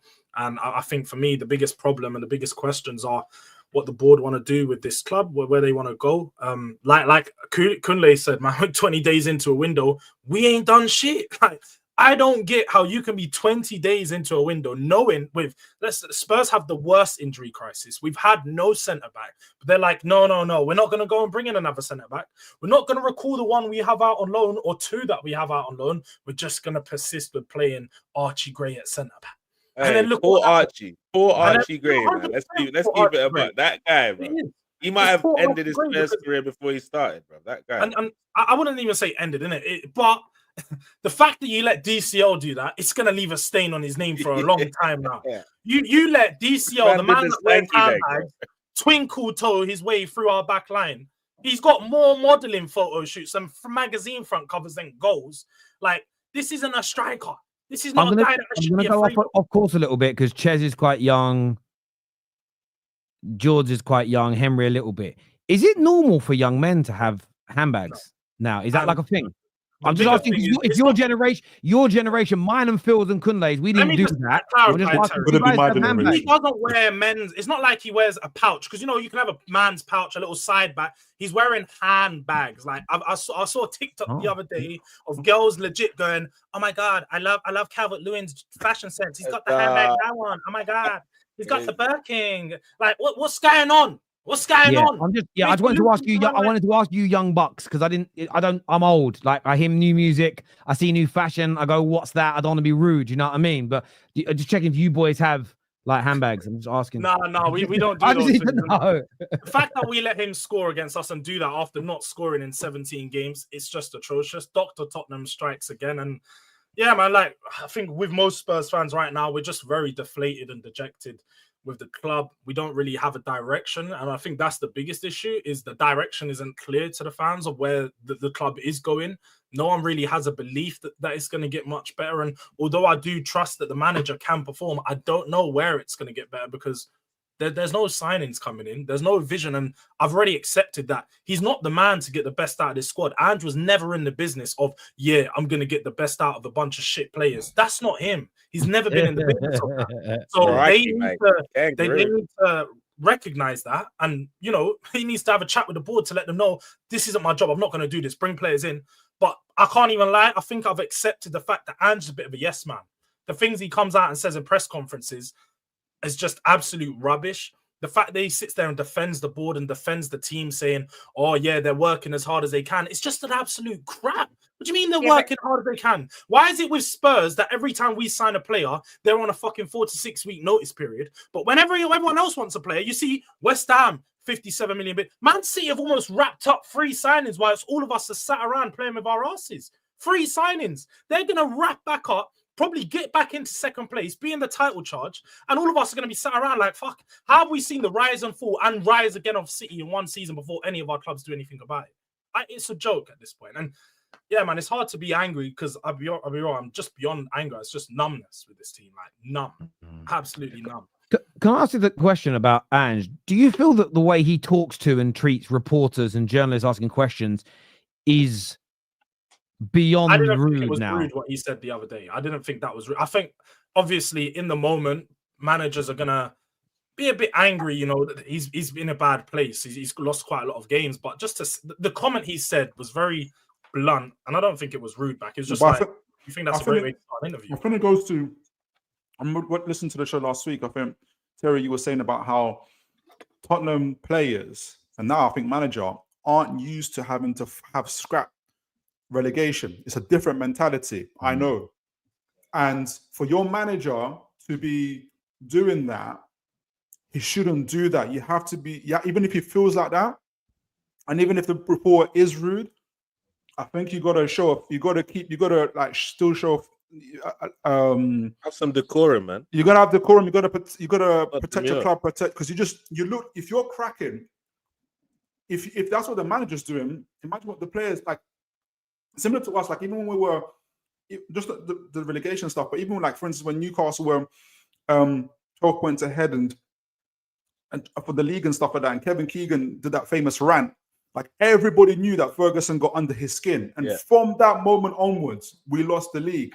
Similar things can happen when you're fighting off relegation and stuff like that. I know it was just dreadful, but look, I just think if your manager's doing that and he's cracking like that in front of reporters, I hate to know what's happening in the change rooms and in terms of like the players and stuff like that. I don't think it's a good look.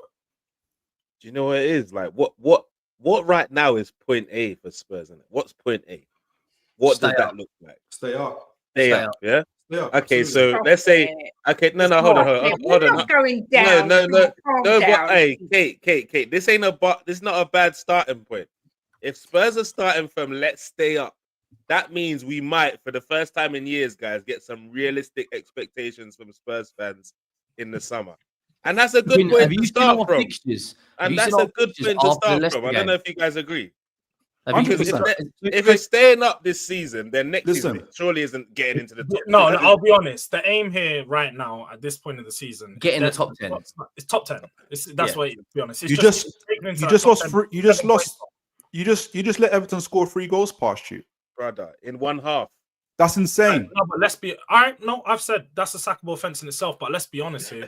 Spurs have both of their centre backs coming back. Do you know what? Yeah, stages of grief. Yeah, you're in denial. Like you're in denial. You need to. You're in denial. There's no denial. It's you know what?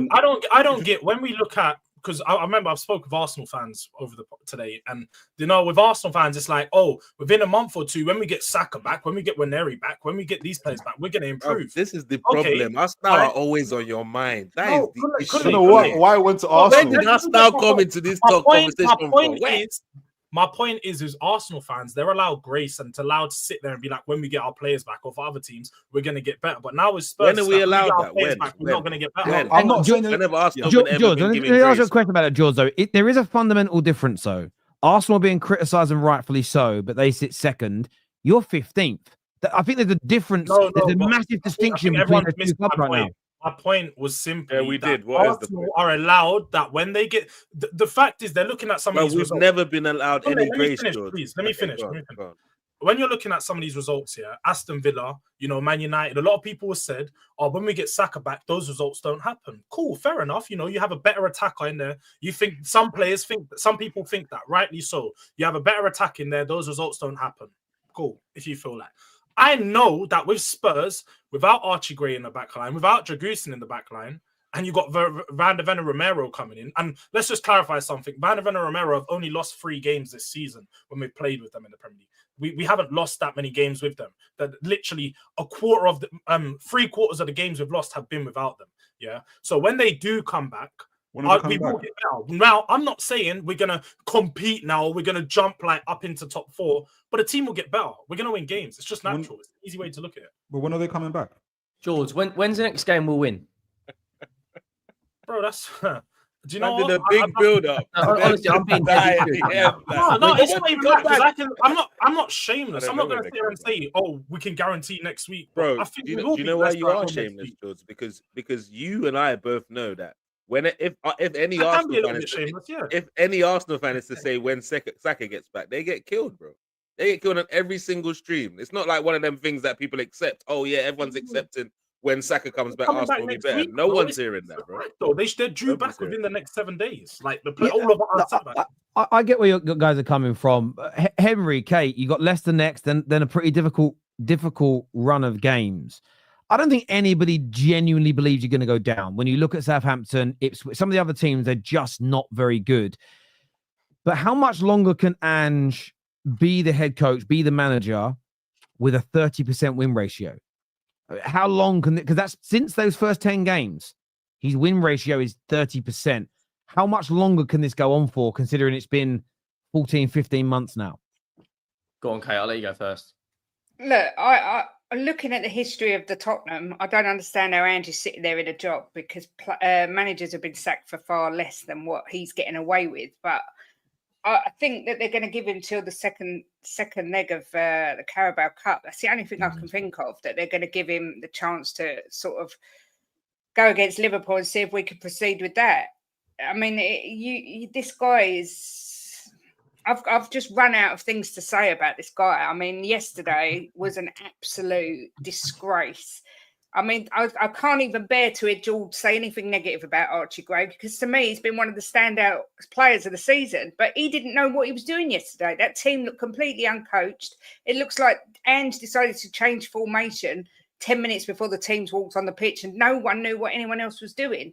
So, look, for me, I don't give a shit who comes in. I just want him out immediately.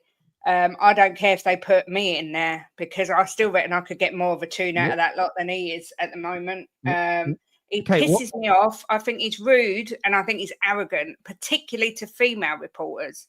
I think he's extremely rude, which I think has only been since he's been under pressure. And it doesn't sit well with me. We saw this media darling.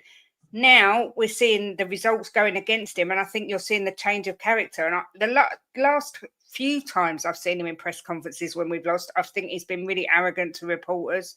And yeah, I just want him out.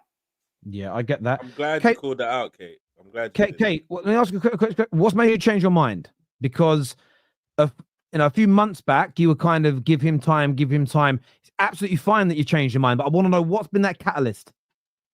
Because I think everyone's got a breaking point where you watch a match and you go, do you know what? We're going backwards. And I don't care that we've got loads of injuries. That team that we put out yesterday was still good enough to beat Everton. There was still enough quality on that pitch to beat Everton. But that team was uncoached. And that's Ange's job. He's meant to coach the players. And I literally sat and watched it and I thought, that's it. I just can't watch it anymore. I can't justify it. I just can't watch it. It was just an absolute debacle, and probably one of the worst performances I've seen in years and years. And I look at, it was 6 years ago that Pochettino got us to the Champions League final. And I look at where we are now, and it is unbelievable how far we've dropped. And it's not all on Ange, because Levy clearly didn't back Poch.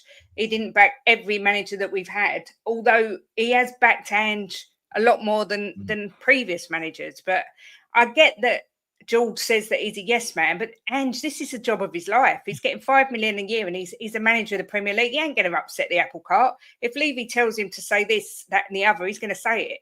I don't put that on Ange. That's just how I'd do it. I'd say whatever he wants me to say for $5 million a year. Because you just said that I don't think that makes sense, because you just come out and said that he's arrogant and he's rude and all these things. And if he was that way, then he wouldn't be such a yes man. Selective arrogance. You can be arrogant to everybody else, just not your boss. Like it's exactly. Loads of people are like that. Yeah, 100%. If someone says to you, that was a similar result, and he bites their head off, that's different to him saying, oh, all these signings were mine, because his boss has told him, you've got to own the fact that we've signed all these players. I've just had enough of it. I get that. I've been called out in the comments, so I've got to do this now because I'll try to be fair. But first guy says Amorim is at 15%. That isn't true. I think it's actually 27%. But I should be asking that question about Amorim, about his win percentage, because United are at 27%.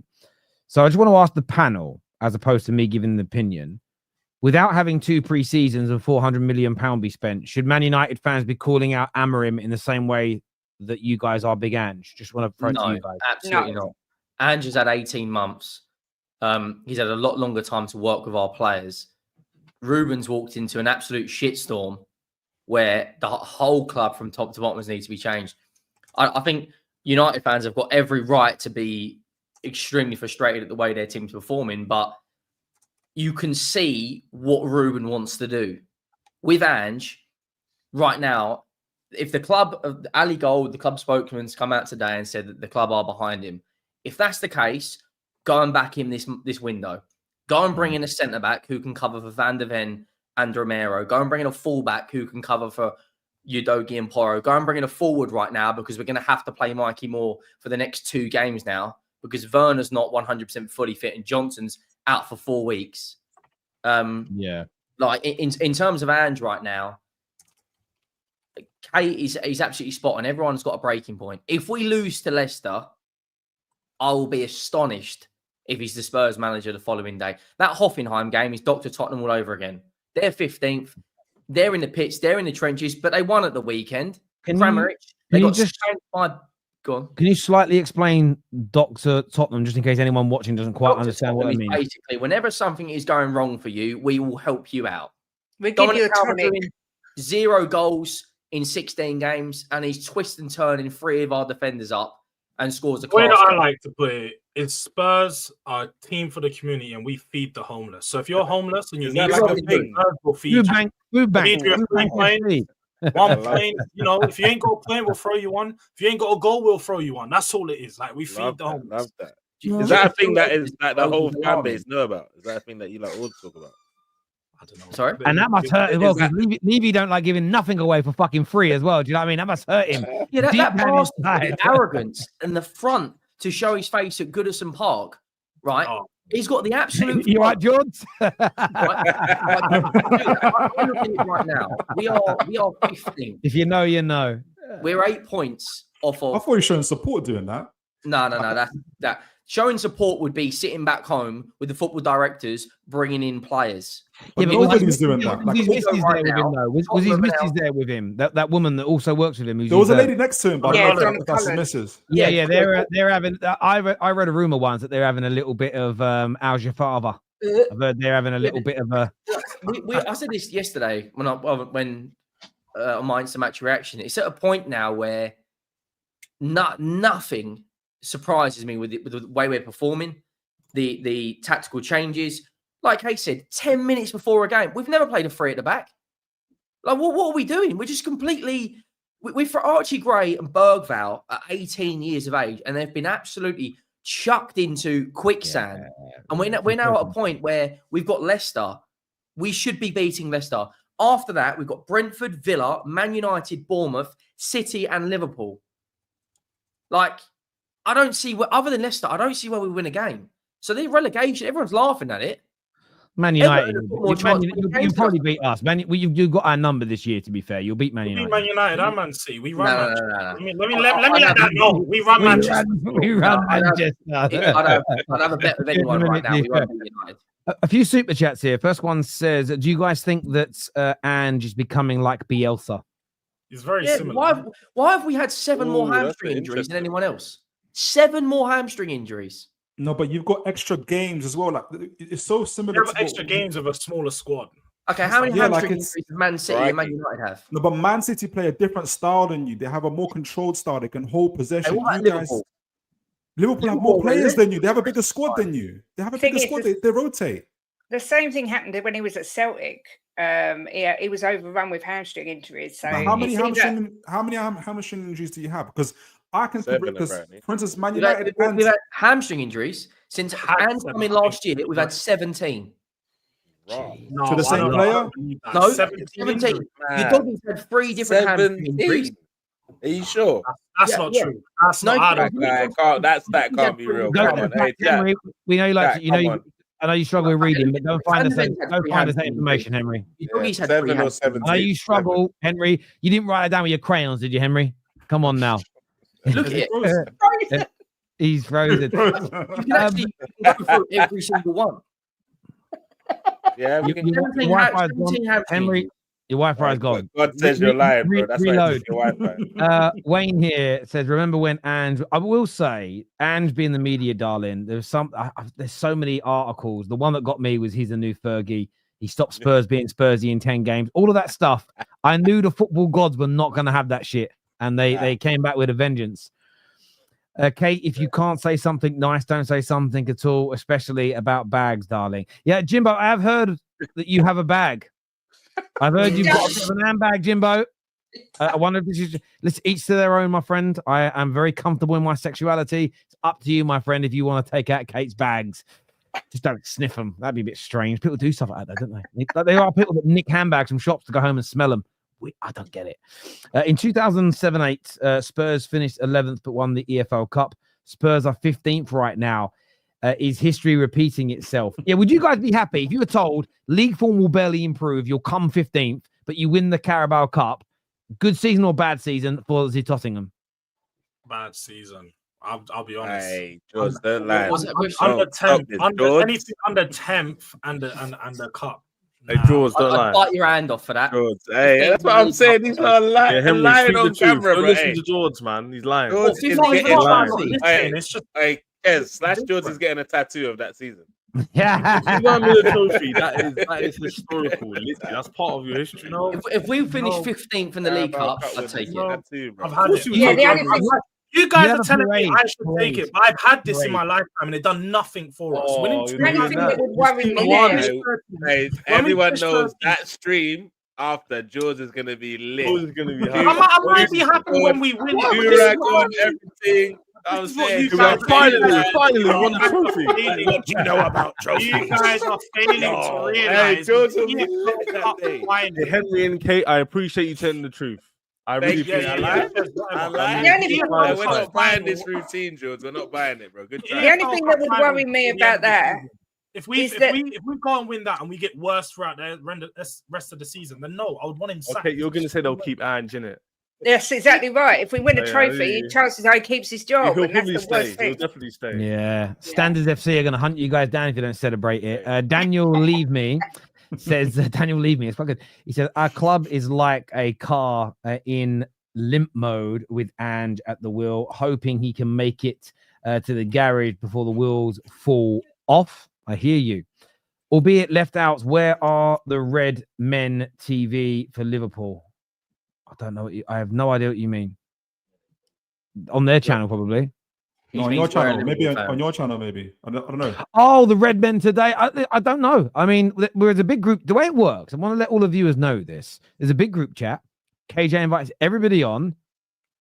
And we typically try and get one from each club. If people are busy, then they don't come on. I mean, sometimes people say to me, Terry, you don't invite certain people on when they lose or when they win. I'm like, no, it just gets put in a big fucking group chat that everybody's in.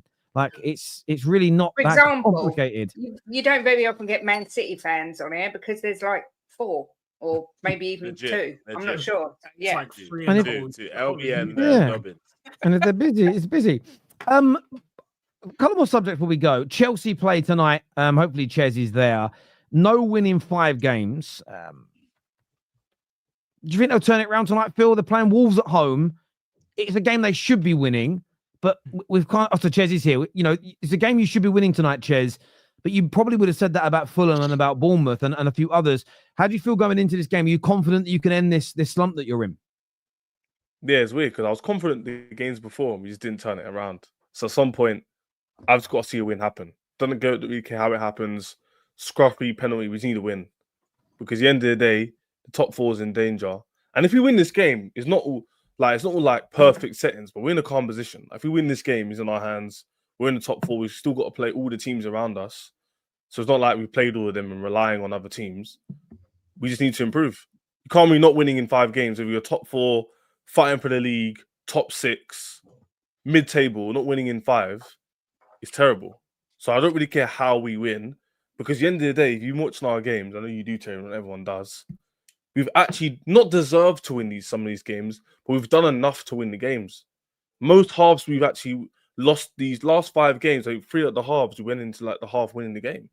And in the second half, we capitulated or conceded late goals like against Palace and Fulham. And even the other day, what's it called? Bournemouth scored twice after half time. We had to come back in that game. So it's not like we're not in it and the tactics are off. A few things here and there would change. But I think it's just a lot of things like mentality is the main issue. I think the mentality is a big issue. And the manager can change a few things. And also the form. The form of the players has been off. So in today's game, we should be beating Wolves. We should have beaten Bournemouth. Should be beating Fulham. Palace. But at the end of the day, we need to get a win. Don't really care how it happens. Don't really care what the scoreline is. Just get me a win. If I don't see a win, it's already panic stations already. But it just makes it even worse on the ownership. Sporting directors. Because no one's really looking at Maresca. A lot of the Chelsea fans, if you're in the echo chambers or you speak to them, don't really speak on Maresca too much. Or the players. Is more the SDs. Because they're the ones who've continually made issues and problems. Not signing strikers. Management issues in terms of recruitment. Like lack of definitive decision making. So they're the ones who will probably be on the scrutiny if things go wrong. But if we do get the objectives and win this game and make the right signings, and things can change very quickly. So for me, get a win. That's it. Yeah, getting a win's important. Phil, how do you see this going for Chelsea tonight? Because I think what Ches says is correct. A number of their last 5 games, they've been the better team, had the chances to go 2 or 3 up, not taken them, and then lost or drawn. Do you think they'll end that form and turn it around tonight? Yeah, I think they probably will. Like Ches said, I think the only thing that will let them down is their mentality. I mean, in terms of like, I just saw the stats for the previous game against Bournemouth, and I've had some experience of Bournemouth recently. They had a really, really good XG created and kind of chances and everything else, and essentially it's just about winning the game. But I think also defensively being let down. That's the only fragility there. But that's a concentration thing. That's a mentality thing. Wolves though are playing a little bit better under their manager Vitor Pereira. They're going to probably take up a mid block against Chelsea as well, and with Cunha probably starting as well. So it's going to be interesting how they do. I mean, they had a better expected a chance creation against us as well, so they're going to create chances against Wolves as well. I kind of think it might be a high scoring game. But I think Chelsea should have the more firepower. The only thing that will let them down is their mentality. I think if they're allowed to kind of allow things to continue as they are, and that's what's let me down the most, because I thought that changed. The first 18 games, the sample size is big enough to say, has Chelsea finally changed that poor mentality of you can't get over the line, can't beat bigger teams? We never beat a bigger team. First 18 games, to be fair, Spurs don't count because we always beat them.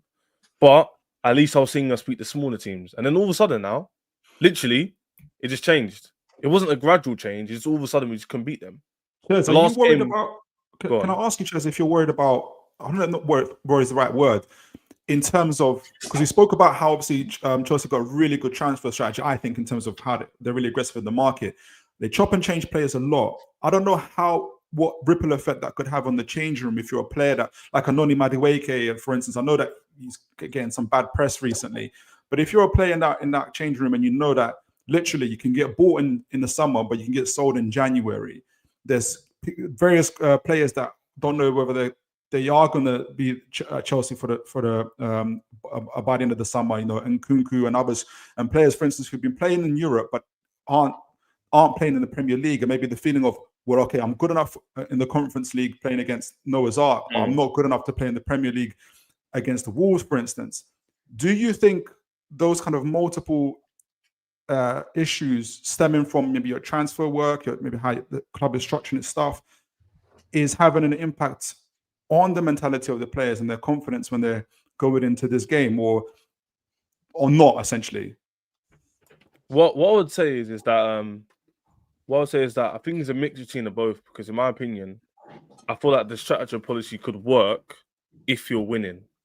And then people always ask this all the time: if you're winning, how you can have two squads? How you can have a squad on the bench, a squad that starts? I think that's an issue we'll have at the time. But for now, we're not at that stage. So for me, the players aren't good enough to warrant me worrying about them complaining about competition and playing games. Because even when they have played, like Felix, for example, he hasn't really done anything special. He ain't done nothing like out of the ordinary to make me go, yeah, you should be starting every week. And even in Kuku, for example, he's been there for a while. He's had loads of injuries, and when he's played, he hasn't looked exceptional. So for me, that's an issue we're going to have. If everyone performs 8 out of 10, then the manager's going to be a problem. But for me, I'm not happy with the transfer strategy. I like it, but I do need to see us bring in a few more players we need. I don't mind going for a Sesko age striker. But for me, if you say that, there's a link this afternoon that Chelsea may also this window enter the race for Benjamin Sesko. That coming from perfect. Yeah, like that. Yeah. Sorry, Kunle, you were going to speak, mate. Yeah, you see, this Chelsea thing, like, obviously, Ches, you hit the nail on the head when you talked about how as long as you lot are winning, that rotation, having two teams for different competitions and stuff, it looks really good. But in hindsight, I don't know if there's a team that's ever been able to do that, ever in football. Like, have two teams and please your whole squad. And I believe that's why the Chelsea squad are in a situation where nobody bar, let's just say Palmer, is ever like a consistent performer for you lot. It's like there's a guy that performs for 3 games, there's another guy that performs for 3 games, then he gets changed, and that guy gets changed. Don't you think that strategy is very, very confusing for the squad, rather than there should be like a normal 11 of players that are confident that they're going to play regardless of the competition? That you think it's brave. It's definitely different to what everyone traditionally seen, which is a starting 11 with 5 on the bench or 6 players on the bench. You can compete in different positions, as squad depth. But I think it can work, because what I would say with what you're saying is there's a lot of like negative side to it, which is loads of players watching other players playing the Champions League if we make it, or Europa League or Conference League right now, and other players aren't. For me, if you're good enough, you'll stay. If you're not, you'll leave. And that should be for any club anyway. None of our clubs, regardless of the strategy, should keep players who aren't good enough. So I agree with you, Ches, but I don't think that's the debate here. For example, Phil, I know you mentioned him, or someone did. If he's not performing and Esteval comes in, and someone else performs to a high level, why am I going to care? You might care if you lose to Wolves today, for instance. So, like, if you haven't got a January window to buy and change players, and say from February onwards now, you struggle in terms of kind of beating these lower teams, but you haven't got a transfer window to just sell Madueke or sell whoever isn't performing, for instance. You haven't got a transfer window to sell. You have to deal with the players you've got now and then. But if those players are unhappy because they're not getting game time, because their contract is in the air, you are kind of vulnerable in those months where you maybe, your stay of 85th minute today is 1-1 against Wolves. Enzo Maresca looks at his bench. He sees Nkunku, who he knows is ticked off with him because he hasn't played him in the last games. He's looking at, Noni Madueke because he's upset because he hasn't been training well and stuff like that. Like, I can see an issue in those type of situations where he needs to pull something out the bag, but things that there's multiple issues going on in the club. I'm not saying that they're wrong. I'm just saying, but could there be you're just so funny. But one second, in the 2 instances you just mentioned, they both have nothing to do with what we're talking about. Because you mentioned Nkunku playing, but he isn't a striker. That's why he doesn't play. And you So mentioned the players Noni. don't matter. I mean, the players don't matter. I'm talking about the game itself. So whoever the players, whoever's on the bench, whoever he needs to rely on. Maybe the names kind of misdirected things, but I'm just talking about in terms of in game, saying that you've got these multiple issues in terms of with your players because of the transfer strategy that you have, which isn't bad. I think it's good, but Yeah. say it's now February the 1st, and you've got to try and get into the Champions League in the next couple of months, but you've got multiple issues around contracts, around players not getting on with the manager because how you turn around things so quickly. Turnover. Do you see an issue then in terms of like maybe in terms of how to, because you can't always just go dip into the transfer window. You have to do the best of the squad that you have, and if you can't do that because of the issues that you have, do you see that being an issue? Like, do you think that's going to maybe perhaps be an obstacle for you to get into the Champions League? Yeah, I don't know, because having said this, last season, I still think we were good enough to make it. So despite all of what we're saying, I still think our team was good enough and is good enough now to make Champions League football. Last season, we underperformed, and that's proven because from January up until now, we're like a top 3 team in the league. If you're taking the whole calendar, and even if you take the season, the last half of the season, we were very good, and the first half of this season, we were very good. That's not a coincidence. So it's like we've proven at a level of consistency. This is mentality. That's why we haven't beaten big teams. That's why we haven't beaten Arsenal in a while, Man U in a while. It's not a coincidence we can't beat these teams as well. It's mentality. And better players help that mentality. Better management helps that mentality. And that's why we're hoping that Maresca can turn this around. Because 5 games isn't good enough. And that, for me, is a mentality issue. I don't think it's a quality issue. Well, to your point about the players, though, I agree. If you have loads of players disgruntled, that's going to affect the camp. But the whole point of the SDs and what they're seeing in the squad is, if we have enough quality players we believe to have a high potential, if the ones who have a poor mentality can't make it, we'll flip them anyway. But if the ones who can make it and do their bit for the team will stay. But that's why certain players you don't hear being linked. You don't hear. I think what Tina's trying to say is the damage will be done by that point. No? Yeah, so that goes both ways. If you're saying it does. You're gonna get flipped anyway because you're showing a poor mentality. Well, if I'm in Kunle or whatever player that you need to rely on at that moment, well, what's the point of me trying? I'm gonna get sold in the summer anyway.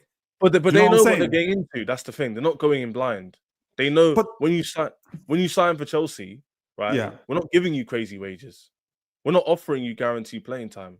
So when we're selling you the project, you know you're going to be competing with said players. So it's not like we're guaranteeing every single player. Certain players, yes. Sesko comes in, he's probably going to think, I could start. I think I can get more than 14 goals a season. Cool. Certain players, Caicedo, like that's different, the anomaly. But most players you buy are in the 20 to 50. No, you're going to be competing with said players for these positions. If you perform, cool. If you don't, you know what's on. Are you still confident, Ches, that that's going to yield Chelsea level standards and success? Because your standards are Prems, Champions Leagues, and that consistency. Do you think that strategy is working to the best of its ability? Working is an interesting question because we wasn't going to go from where we was to fighting for league. So that question has to be answered when we in a few, not through years. Let me rephrase it then. Do you feel you're progressing at the right speed to that? Yeah, I think we're progressing fine now. I think this season's very defensive though, Terry. Well, I will admit that. I think we don't get top 4 this season and push on from last season. We've regressed or stayed the same. That isn't good because in 3 years into our rebuild or new process, I don't like to use those words, I'm using it anyway. You can't go from like 12th, 6th to 5th. That for me is a great improvement, especially the money spent. For me, the minimum expectation in order for it to be working, Terry, would be winning 2 cups or a cup and getting top 4. You make Champions League, the money comes in, the profile of the players goes up, the quality improves. And obviously, if you win a trophy along the way, improves mentality. Then you can push on to, cement. I guess what top 4 and whatever. I'll just end my point. I guess what I'm saying is with the top 4 teams, I can say, for instance, top 3, top 4 teams, Arsenal, Man City, Liverpool, and I always forget the 4th team. There's a level of consistency in their squad. So you've got players that have been there maybe 2, 3, 4 years and a consistency of manager. Hence why they're consistently getting into the Champions League fairly well. Mm-hmm. Whereas, as you've mentioned, crossing that top 6 barrier for Chelsea at the moment, top 6, top 5 barrier into the Champions League is almost like crossing the Rubicon in terms of how you're running your transfer strategy at the moment and the ripple effect I'm talking about. So I guess that's my only, it's not even a challenge really, but it's kind of an observation is, can this be the way you're kind of managing the transfer strategy and its potential ripple effect? Maybe that could be the way that the thing that is the obstacle that could prevent Chelsea from potentially. Okay. Yeah, I think maybe I'm not naive to that. Sorry, go on, Kunle. I know you haven't said anything. And the reason why I think it might be because typically, if a top 6 club is to spend a 1.5 billion in 2 years, their squad wouldn't be asking for more in a January or a summer, like something to bail them out. So I don't know if this strategy is the right way forward yet, and we won't know for the next couple of years. I don't believe. That's what I was going to say. As I say, it's hard to. Yeah, it's 100%. Like the players, the fact is that you sign players that, as you said, are okay with being rotated, which is maybe that could be the reason that's holding you back from breaking into that top 4 and challenging to that next level. Exactly. That's why Chelsea fans are demanding certain. So here's the thing, for Terry. Right, so I'm going to be speaking this a lot. The thing is that despite everything we've been saying, despite all of this, even though we're in a position where top 4 is in danger, we can all say if Chelsea had a striker this season, just a striker alone, I genuinely believe would be higher than Arsenal. And if we just had Sesko, it's not inconceivable to me to say we could have won 2 out of our last 5 games. So, and that is true, Ches. But you could also throw in if Arsenal also had a striker, and that's where.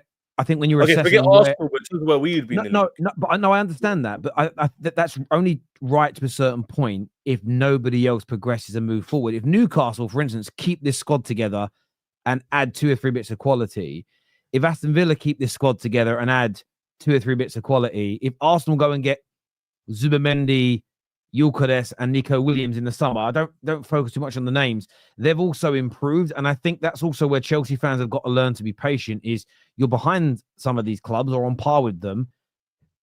Man United fans have got to do the same.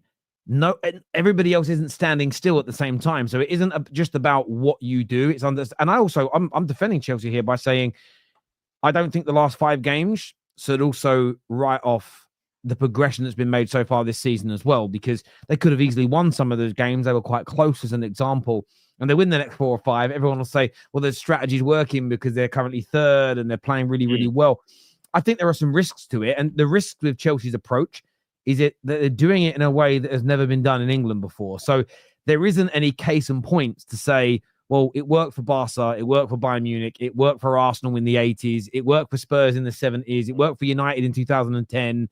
So therefore, it's no one knows whether this is going to work for Chelsea. And there's been a lot of peaks and troughs. A few super chats I want to do here before we go on to the title race, Arsenal-Liverpool. It says, I think that the quantity of great strikers has gone down tremendously. There was a time where all the big 6 teams had a strong striker like Van Persie, Costa, Kane. You can go back to the era before that. It was probably even stronger. Now only City have a great striker panel. Yeah. I think most of us you've got Isak right now. Who we got? We've got Isak and Haaland. Who else are the great strikers of that kind of ilk in the Premier League? But I disagree with the premise of that statement, because when we bought Isak, not very few people thought he was great. He only scored 6 goals in the previous season at Sociedad, and then people thought there was a video has been mocking Newcastle for buying a £65 million striker who only scored 6 goals. I just think the scouting or whatnot has been a little bit lazy, but also I think the way football is being played is a little bit different, where you got left wing forwards, right wing forwards, more or less kind of taking that role a little bit more than usual. I hear it, but even still, bro, the quality right now is crazy. Like, look, let me give you an example. Like, Ches, I think Ches a few weeks ago said that he wouldn't mind if Chelsea signed what's his name, Delap, and like that, Delap's like Kevin Davies 10 years ago. You do know that, right? As good as he is right now, as good as he is with what's going on right now, bro. Look at with the strikers that are around 10 years ago, he wouldn't hang with any of them. I would say he's like Francis Jeffers when he was young. He could become brilliant. Yeah. He could fade away. But that's like all young players. I think all young players are like that. Chris Wood's an interesting one because he's clearly a very good striker. He just wasn't at teams that were creating enough opportunities and chances. Would he have hung out with Andy Cole, Dwight York? I understand. I don't think the out-and-out number 9s are as strong now, but I think to the point Phil made is that there also wasn't inside forwards back then. You had strikers and sort of second strikers like Teddy Sheringham and Bergkamp, and then you had no. My biggest bugbear in comparisons, and the kids do this, the 26-year-olds and younger on Sky Sports keep doing it, where they keep speaking about, let's compare Giggs to a Salah. Completely different positions. But it's true, though. You're comparing... I also wouldn't compare goalkeepers today with Petr Cech or Schmeichel, because goalies now are trained to play a completely different way.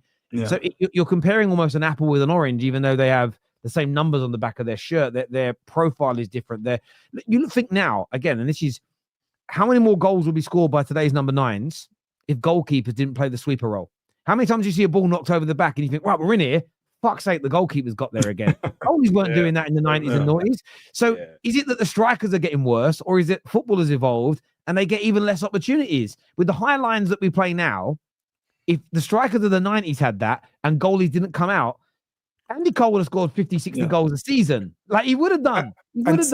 And Terry, ironically, the way Newcastle are playing is that we've actually gone in, especially out of possession, we've gone into a 4-4-2. So a little bit more how we're doing in the 90s and 80s, but people don't, in terms of that. So that's why you're seeing them. It's more like a Gordon and Isak 4-4-2, but 4-5-1 out of possession. Yeah, and large, isn't it? Yeah, exactly. So that's it's just flip. No, I agree. Ronnie here says, sorry. It says, glad Anthony has gone to Betis. Hopefully, Dorgu comes. Yeah, listen, I hope Anthony, I wish Anthony all the best.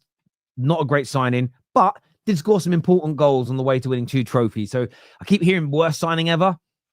The fact he helped us win 2 trophies, I ain't having it. There's got to be someone who costs maybe a little bit less, but has done nothing in terms of trophies. I'm gonna defend my boy there.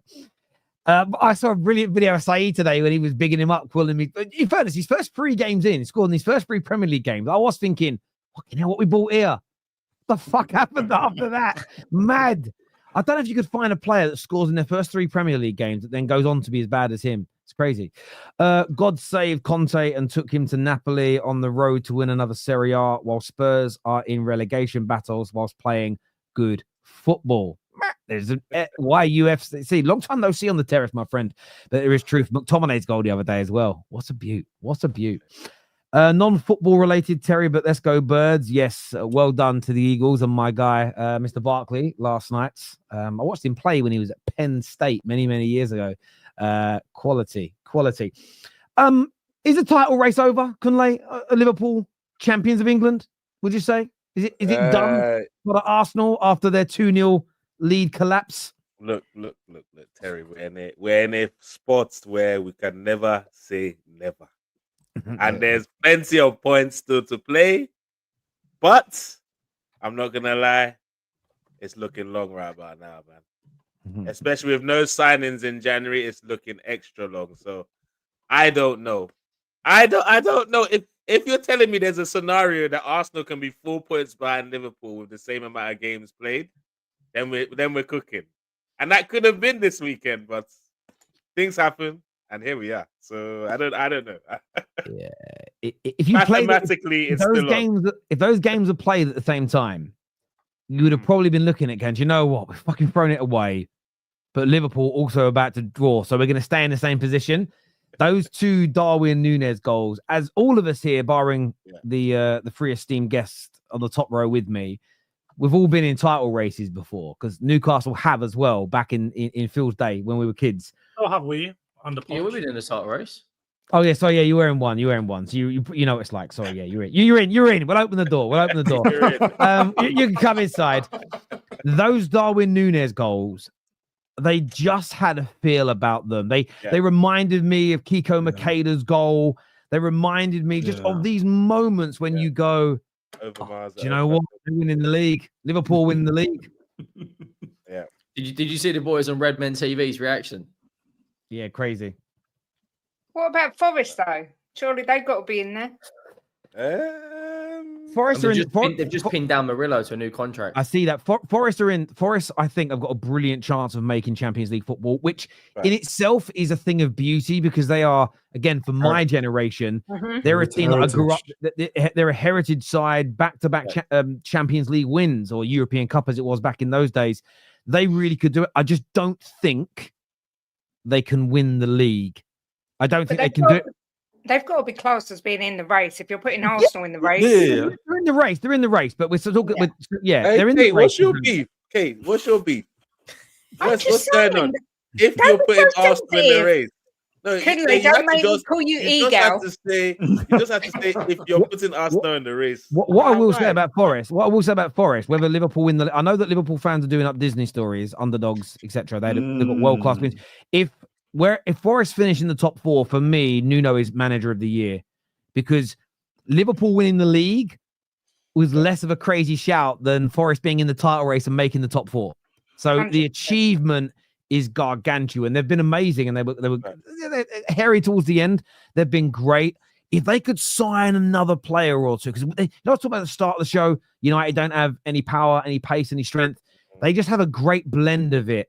At Forest, where they can counter so brilliantly because of their speed. And there've been teams in the Premier. Remember when Sheffield Wednesday came up and they were doing the overlapping centre-back thing, play good football, but they had no speed, no power, no strength in that side. And by the time they got to like the second half of the season, gone.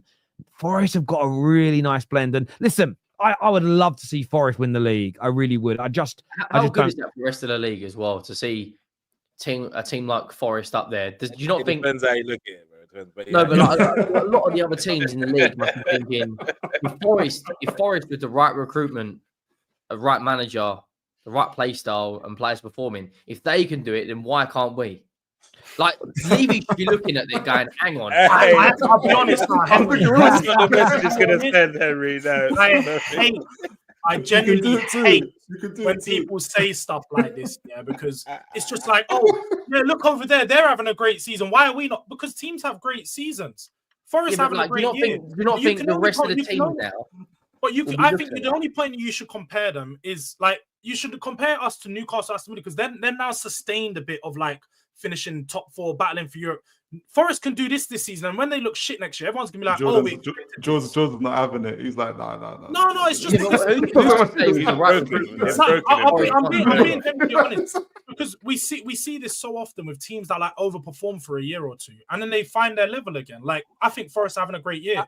I don't think they're gonna build upon it next year. Why not? Why not? Why weren't they building it? For me, I think that their team's just outperforming how good they are. I think guys like Hudson-Odoi, guys like Elanga aren't. Hudson-Odoi, I'll give it to him. He's actually progressed throughout the years, being from Chelsea's academy, being failed and then work his way back up. But Elanga, Chris Wood, these guys aren't going to score consistently. When they got promoted, they bought. I reckon Gibbs' wife and Aina leaving summer as well. They're doing what Chelsea are doing with their transfers. Yeah. When they came up, they bought 20+ players. Who says they're not going to do that again? In the next transfer window, sell 10 or 11 and buy another. They're ultra regressive. Have you seen their owner? They are aggressive, to be fair. Where I understand where Ches is coming from, I think what would change for them is like what happened with Leicester when teams started to, and I don't like this word, I've got to think of a better word. It's sorry, not Ches, George. Sorry, my apologies. I think that it's when teams start, and I think we need to find a better word for this in football, because it's like a backhanded compliment, and I don't mean it in that way. But when teams start to respect them more and sit back, because someone in the comments says, "Terry, do you miss Elanga now?" This is perfect for Elanga, because everything good you see him do predominantly is with space to run into. When he was playing for Man United, we're trying to attack and we're trying to be the aggressors. They're sitting deep. There's 2 men on him, and he just didn't have the ability to break that down. It's a different level of player. As long as teams leave them space to run in behind, I think Nottingham Forest will remain being a good team because they're compact and hard to break down. The problem is at some point teams will say, well, let's just sit back. I think at one point you're going to see, I like more than Gibbs-White. I like Murillo. And that's what can also happen as well. Can they take them? They're about to pin Gibbs-White down to a new contract as well. And look, Brighton have done it. Brighton have bought new players all the time. And who's to say that Nuno and the owners aren't aware of, hey, next year teams are going to be respecting us more. We need to buy more technical players. And great point. There you go. It's a great point. I think the one thing, the difference, when I look at Forest, I don't see. When I look at Forest, when I look at Bournemouth, when I look at Brentford, although Mbomo scored quite a few goals, I think they are both a bit better than Brentford. They have Chris Wood. And the amount of goals he's scoring, I think, is a big difference. But all of those teams, really hard to break down. Lots of good technical ability, loads of strength and athleticism. The one thing for Forest is they've got a prolific number 9 up front and then others scoring goals. If you take Bournemouth this season and give them a number 9, who's also got... Fair, they've had Evan Nilsson scoring quite a bit of goals. Yeah, but if Evan Nilsson has scored across multiple games, if he'd have scored 15 odd goals this year, Bournemouth could be 7 or 8 places higher. I think that one thing I do like is the level of there's no easy games in the Premier League anymore. YUFC says, I always watch, but I've been broke. Well, listen, if you've been broke, you don't. I appreciate the super chats and I love them. Never feel the need to have to do them, but thank you. I appreciate it. Never missed a video. Terry, you know how much I love you and your channel. Well, thank you very much indeed. Shout out to the panel as well from this guy. Thank you. Yeah, man. I missed the United part, but we got the dumbest fan base on the planet. We keep debating Xerxes and Rasmus, who are both been asked wanting to give Ahmad the number 7 because he put 3 past Southampton. I actually agree with all of that. I agree with absolutely every single part of it. The Man United fan base is at civil war. There is a link though tonight, and I hope this comes true. It's just come out from the Telegraph that United are also looking at Douglas Luiz. I know he's likely to go City, but that's the kind of central midfielder that United added now. I think we got the table a little bit, but we will see. Gents and Kate, of course, and Henry, I want to thank you all very much for coming on the show tonight. It means a great deal to all of our super chatters, everyone who's tuned in. We're back live after Chelsea play Wolves in a few hours' time. So go to that video now, hit the like button there, bookmark it, and we'll see you all at full time. Until next time, people, take care. Goodbye. God bless. And I'll see you all again soon. Peace.